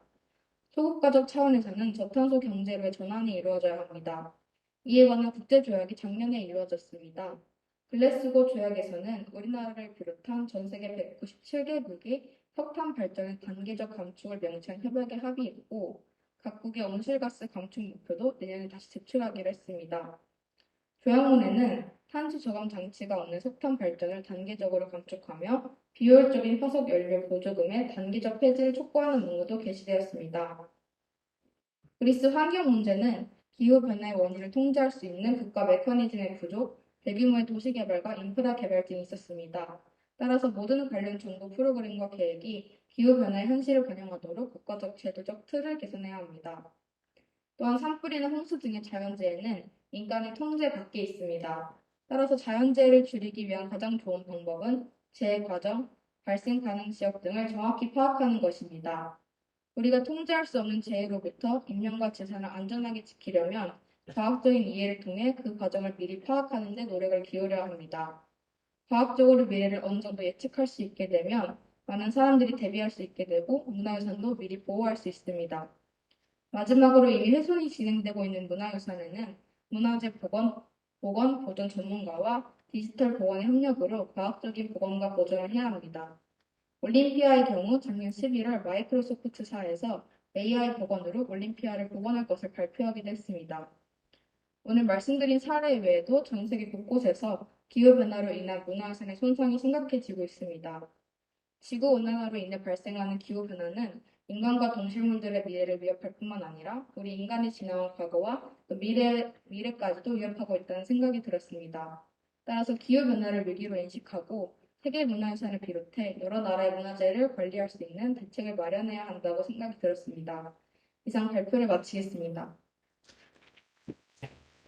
발표 잘 들었습니다. 소민 선생이 지난 학기죠, 지지난 학기에 이 학기에 그 그리스와 지중해 세계문화유산 수업에서 저희가 다뤘던 주제를 더 발전시켜서 거의 뭐 한 편의 논문 발표처럼 완결을 해주었습니다. 그리스는 물론이고 지금 전 세계적으로 유네스코와 함께 국가 지속 가능 발전 목표라고 해서 기후 위기와 관련돼서 또 이후의 세대에게 지구의 자원들을 어떻게 안전하게 잘 보존해서 넘겨줄 것인가 하는 문제들을 고민하고 있습니다. 우리 앞으로도 교과목에서 이런 부분들을 더 개발을 하고 학생들도 더 많은 관심을 가질 수 있는 계기가 되었으면 좋겠습니다. 감사합니다. 네, 모두 고생 많으셨습니다. 이상으로 카드뉴스 죄송합니다. 이상으로 카드뉴스 공모전 발표는 마치겠고요. 이제 다음 순서가 준비되어 있는데요. 잠시 쉬었다가 진행할게요. 저희 DI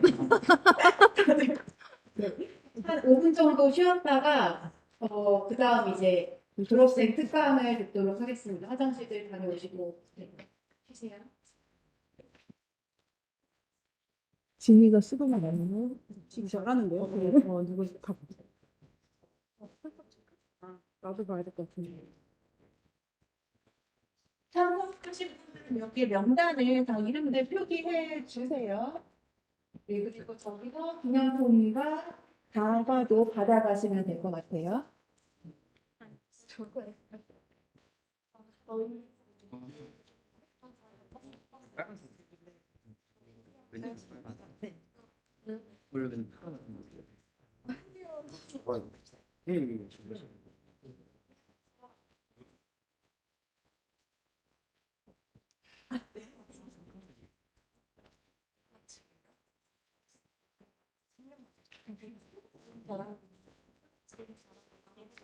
어?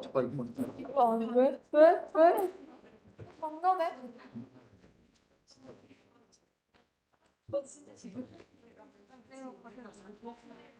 아,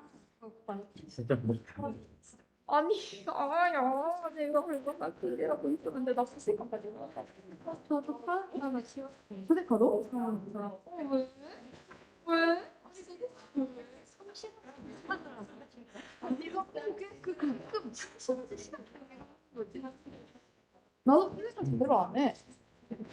어?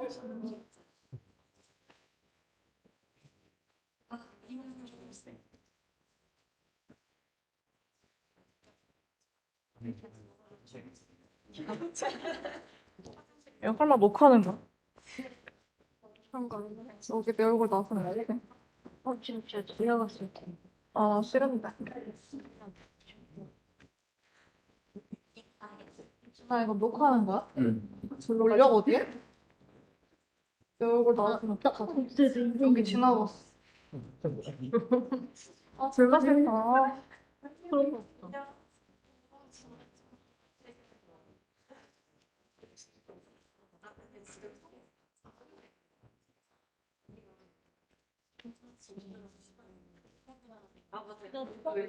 녹화하는 거 같아요. 짜증나. 녹화를 이 발표? 아니 그게 아니고 지금 나도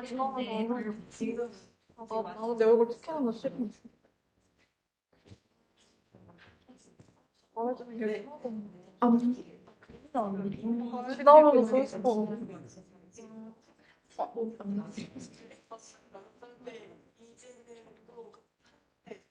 아니야.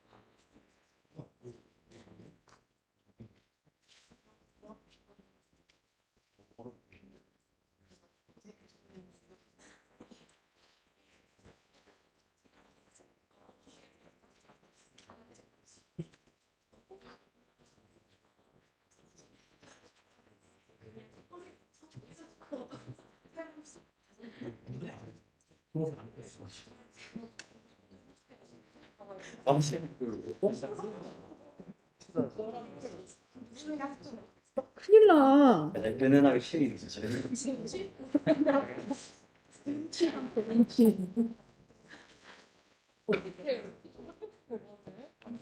잡으라고. 영국에서 은은하게 쉬는 운전은 못하겠네. 그래서 운동이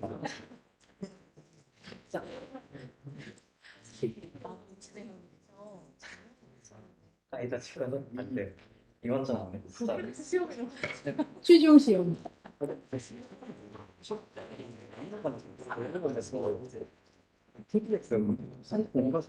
막 이러면서 보면서 짜증 안 내면 시간이 없더라고 지금. 그치. 이거 보니까 내가 막 진짜 모르겠구나.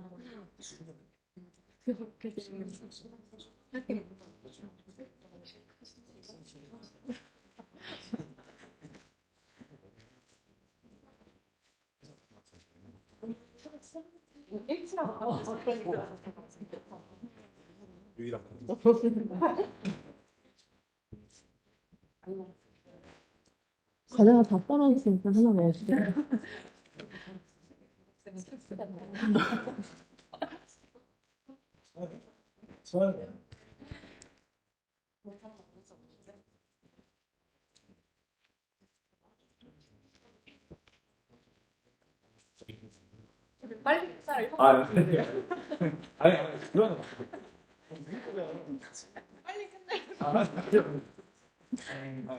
여러분, 다시 한번 앉아볼까요? 네. 다시 행사를 한번 시작을 해보겠습니다. 네. 이번 진행을 맡게 된 우리 조경신이고요. 이번은 이제 마지막 일정인데요. 졸업생 선배님의 특강이 있습니다. 일단 이분을 이제 제가 모르는 분이긴 하지만 이제 소개를 한번 해보자면 제 고등학교 시절로 거슬러 올라가는데요. 제가 문과학교를 나왔어요. 저희 학교에 총 200명이 재학했는데 200명 중에 199명이 문과였고요. 이과는 학교에서 전혀 밀어주지 않았습니다. 저희 과학 선생님께서는 저희가 이제 여기서 과학 공부를 열심히 해서 수능을 보면 5점 받을 거라고 하셨는데요. 그래서 이제 저는 이 수학 과목에는 거의 이제 흥미도 없고 재능도 없고 이렇게 생각을 해오는 삶을 살고 있습니다. 그렇게 이제 그리스어 누가 봐도 문과적인 이런 학과에 진학을 하게 되었는데요. 오늘 소개해드릴 선배님은 이과 같습니다. 네, 저 약간 저한테는 선망이 되는데요. 현재 앱 개발자로 재직 중이시고요. 우리 학교 재학 당시 답사장을 하셨던 선배님이라고 합니다. 제목은 비전공자의 개발자 되기. 황유림 선배님이십니다.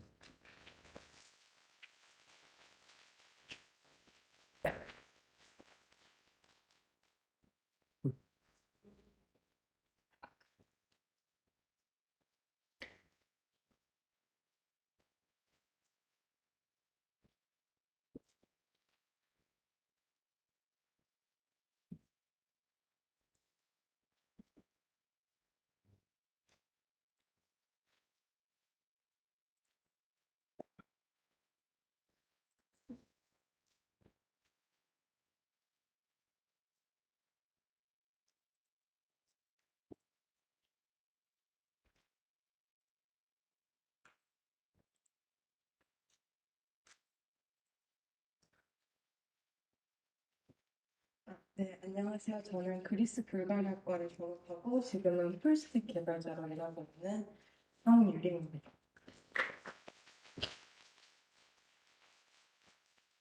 오늘 주제 보시면은 좀 거창하게 적어놨는데 개발자가 되고 싶은 비전공자를 위한 개발자가 되는 로드맵에 대해서 설명을 드릴 거예요.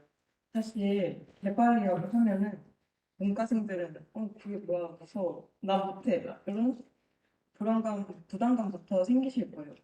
그리고 그게 아니더라도 개발자가 여기저기서 수요도 많고 유망 직장이라고 하는데 도대체 개발자는 어떤 걸 잘해야 되고 뭐부터 해야 할지 좀 알기가 힘들죠.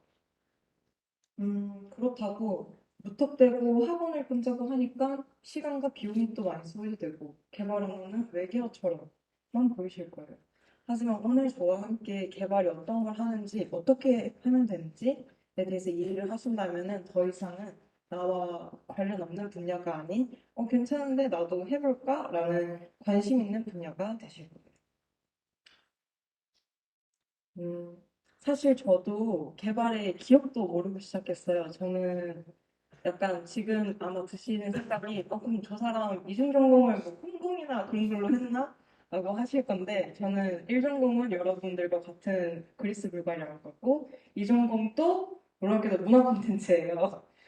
약간 방금 전에도 뭔가 저 사람 개발자라고 하던데 이 PDF 화면 쓰지 개발자가 맞나? 저 사람 뭐지? 컴퓨터 개발자 다 잘하는 거 아닌가? 여러분, 저는 꼭 말해드리고 싶어요. 나는 컴퓨터는 진짜 몰라. 나는 컴퓨터 그냥 나는 컴퓨터 인터넷밖에 할 줄 몰라. 저도 컴퓨터 인터넷밖에 할 줄 모릅니다. 컴퓨터랑 개발은 별개예요. 제가 뒤에 가면서 왜 물론 사실 100% 별개라고 말할 수는 없겠지만 컴퓨터를 잘하는 것과 개발은 따로 떼고 볼 수도 있다고 저는 생각을 합니다. 그래서 저도 비전공자로 아무것도 모르던 저는 다양한 IT 분야를 경험을 해봤고 또 많은 분야의 사람들을 만났어요. 그래서 이를 통해서 배운 풍부한 경험과 인사이트를 이렇게 빠짐없이 전달해 드리도록 하겠습니다.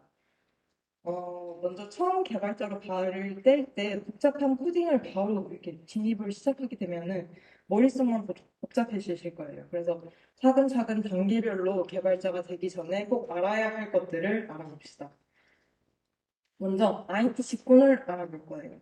프론트엔드, 백엔드, 머신러닝, 데이터 사이언스, 블록체인, 인베디드.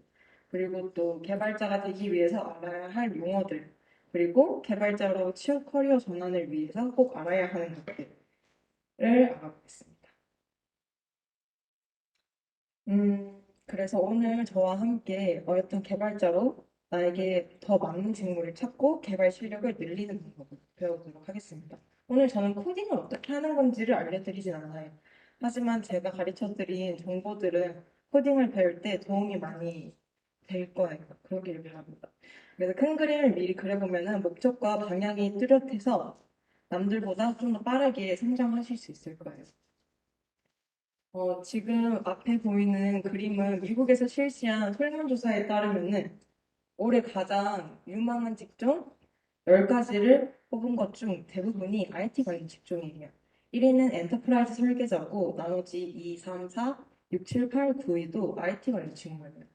IT 관련 직무면은 그럼 모두 다 코딩을 하나요? 그건 아니에요. 지금 이 표를 보면은 직무도 같은 IT 직종이지만 하는 일은 다 달라요. 먼저 제일 위쪽 1위인 엔터프라이즈 설계자는 IT 인프라와 시스템을 운영하는 관리하는 자리예요. 그래서 기업의 조직을 위한 정보 기술 솔루션 및 설계를 디자인하는 게 주된 업무예요. 그리고 풀스택 개발자는 백엔드랑 프론트엔드인 서버와 클라이언트를 모두 작업하는 엔지니어예요. 데이터 과학자는 데이터의 다각적인 분석을 통해서 조직의 전략의 방향을 제시하는 기획자이고 혹시 지금 통계학과 이중 전공 하시는 친구들 있으세요? 아무도 없으시군요. 만약에 지금 1학년이라서 아직 이중 전공이 없으시다면 통계학과를 생각 중이시라면은 지금 이 데이터 제가 말씀드린 데이터 과학자도 통계학과를 이중 전공을 하는 사람이면은 관심 있게 가져도 괜찮을 만한 전망 있는 직업입니다. 그리고 데브옵스 엔지니어는 개발 업무랑 운영 업무를 함께 운영하는 사람이에요. 그리고 머신러닝 엔지니어는 인공지능 기반의 머신러닝을 구축하고 또 이외에도 데이터 엔지니어나 아니면은 프로그램 언어랑 코딩 지식을 사용해서 소프트웨어 제품을 만드는 소프트웨어 엔지니어가 있고 또 자바라는 프로그래밍 언어를 통해서 프로그램을 개발하는 자바 개발자도 있어요. 만약에 자바 개발자가 되면은 제가 아까 전에 풀스택 개발자에서 말한 백엔드 작업도 하실 수 있습니다. 그러면은 저는 이 중에서 어떤 일을 할까요? 아까 얘기를 드렸긴 한데 저는 풀스택 개발자로 일하고 있습니다. 아까 제가 풀스택 개발자 어떤 일 한다고 말했는지 기억하시나요?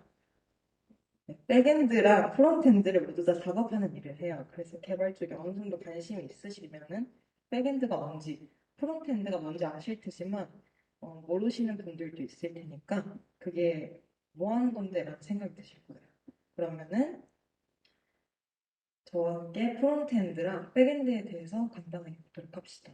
먼저 프론트엔드는 사용자들이 웹사이트를 보고 상호작용하는 모든 것을 개발하는 일을 하고 백엔드는 데이터를 저장하고 관리하면서 웹사이트의 클라이언트 측에서 모든 것이 매끄럽게 작동될 수 있는 개발을 하는 일이에요. 그래서 프론트엔드를 좀 더 자세히 보면은 프론트엔드는 웹 개발의 꽃이라고 불려요. 그래서 프론트엔드는 사람들이 웹사이트를 보고 상호작용을 하는 모든 것을 개발하는 일이에요. 그래서 주로 웹 및 모바일 사용자 인터페이스인 UI와 사용자 경험인 UX를 만드는 일을 합니다. 만약에 이해하기가 힘드시다면 웹 아니면 앱을 사용할 때 마주하는 깔끔한 레이아웃을 가진 인터페이스라고 생각하면 됩니다. 예를 들어서 검색을 하고 싶을 때 저는 어떻게 하죠? 검색창에 검색어를 작성하고 검색 버튼을 누르면 쉽게 검색을 할 수 있죠. 그 인터페이스를 만드는 게 바로 프론트엔드가 하는 일이에요. 프론트엔드는 사용자가 처음 마주하는 얼굴이기도 하면서 쉽고 안전한 기능을 갖춘 인터페이스를 갖추었을 때 사용자의 참여를 이끌어낼 수 있기 때문에 서비스 경쟁력을 유지하는 데 매끄럽게 동작하는 프론트엔드를 구축하는 것이 매우 중요한 일이에요. 이런 프론트엔드를 개발하는데 그러면은 어떤 언어를 사용하냐? HTML, CSS, 자바스크립트예요. 근데 지금 제가 계속 언어 그런 얘기를 했는데 언어는 뭘까요? 프로그래밍 언어는 컴퓨터 시스템을 구동하는 소프트웨어를 작성하기 위한 형식이에요. 고급 언어일수록 사람들이 사용하는 언어랑 가까워요. 옆에 지금 제가 띄워둔 사진이 HTML 언어가 작성되어 있는 그림인데요. 프론트엔드에서는 주로 HTML, CSS, 자바스크립트를 사용한다고 했는데 간단히 설명드리면은 HTML은 화면의 구조를 정의하는 데 사용되고 CSS는 화면을 다양한 스타일로 불러요. 자바스크립트는 사용자가 상호작용할 수 있는 어플리케이션을 만들 수 있게 하는 기능을 실행할 때 사용이 됩니다. 그리고 이런 언어들을 효과적으로 사용할 수 있게 해주는 프레임워크가 있어요. 그래서 리액트나 아니면 뷰, 앵귤러를 많이 사용하도록 합니다. 그래서 각 프레임워크별로 장단점이 있어서 본인 스타일에 맞는 프레임워크를 고르시면 돼요. 근데 현재 만약에 지금 개발에 관심 있는 학생이 있을 수 있으니까 만약에 프론트엔드 쪽을 하길 원하시면은 요즘 기업에서는 리액트를 많이 사용합니다. 다음으로는 백엔드 개발자를 보도록 합시다. 백엔드는 데이터를 저장하고 관리하며 웹사이트의 클라이언트 측에서 모든 것이 매끄럽게 작동할 수 있게 뒷받침해주죠. 그래서 백엔드는 사용자가 직접 보거나 상호작용하지 않지만 사용자가 취하는 행동을 처리하는 역할을 해요. API를 작성하고 라이브러리를 작성하고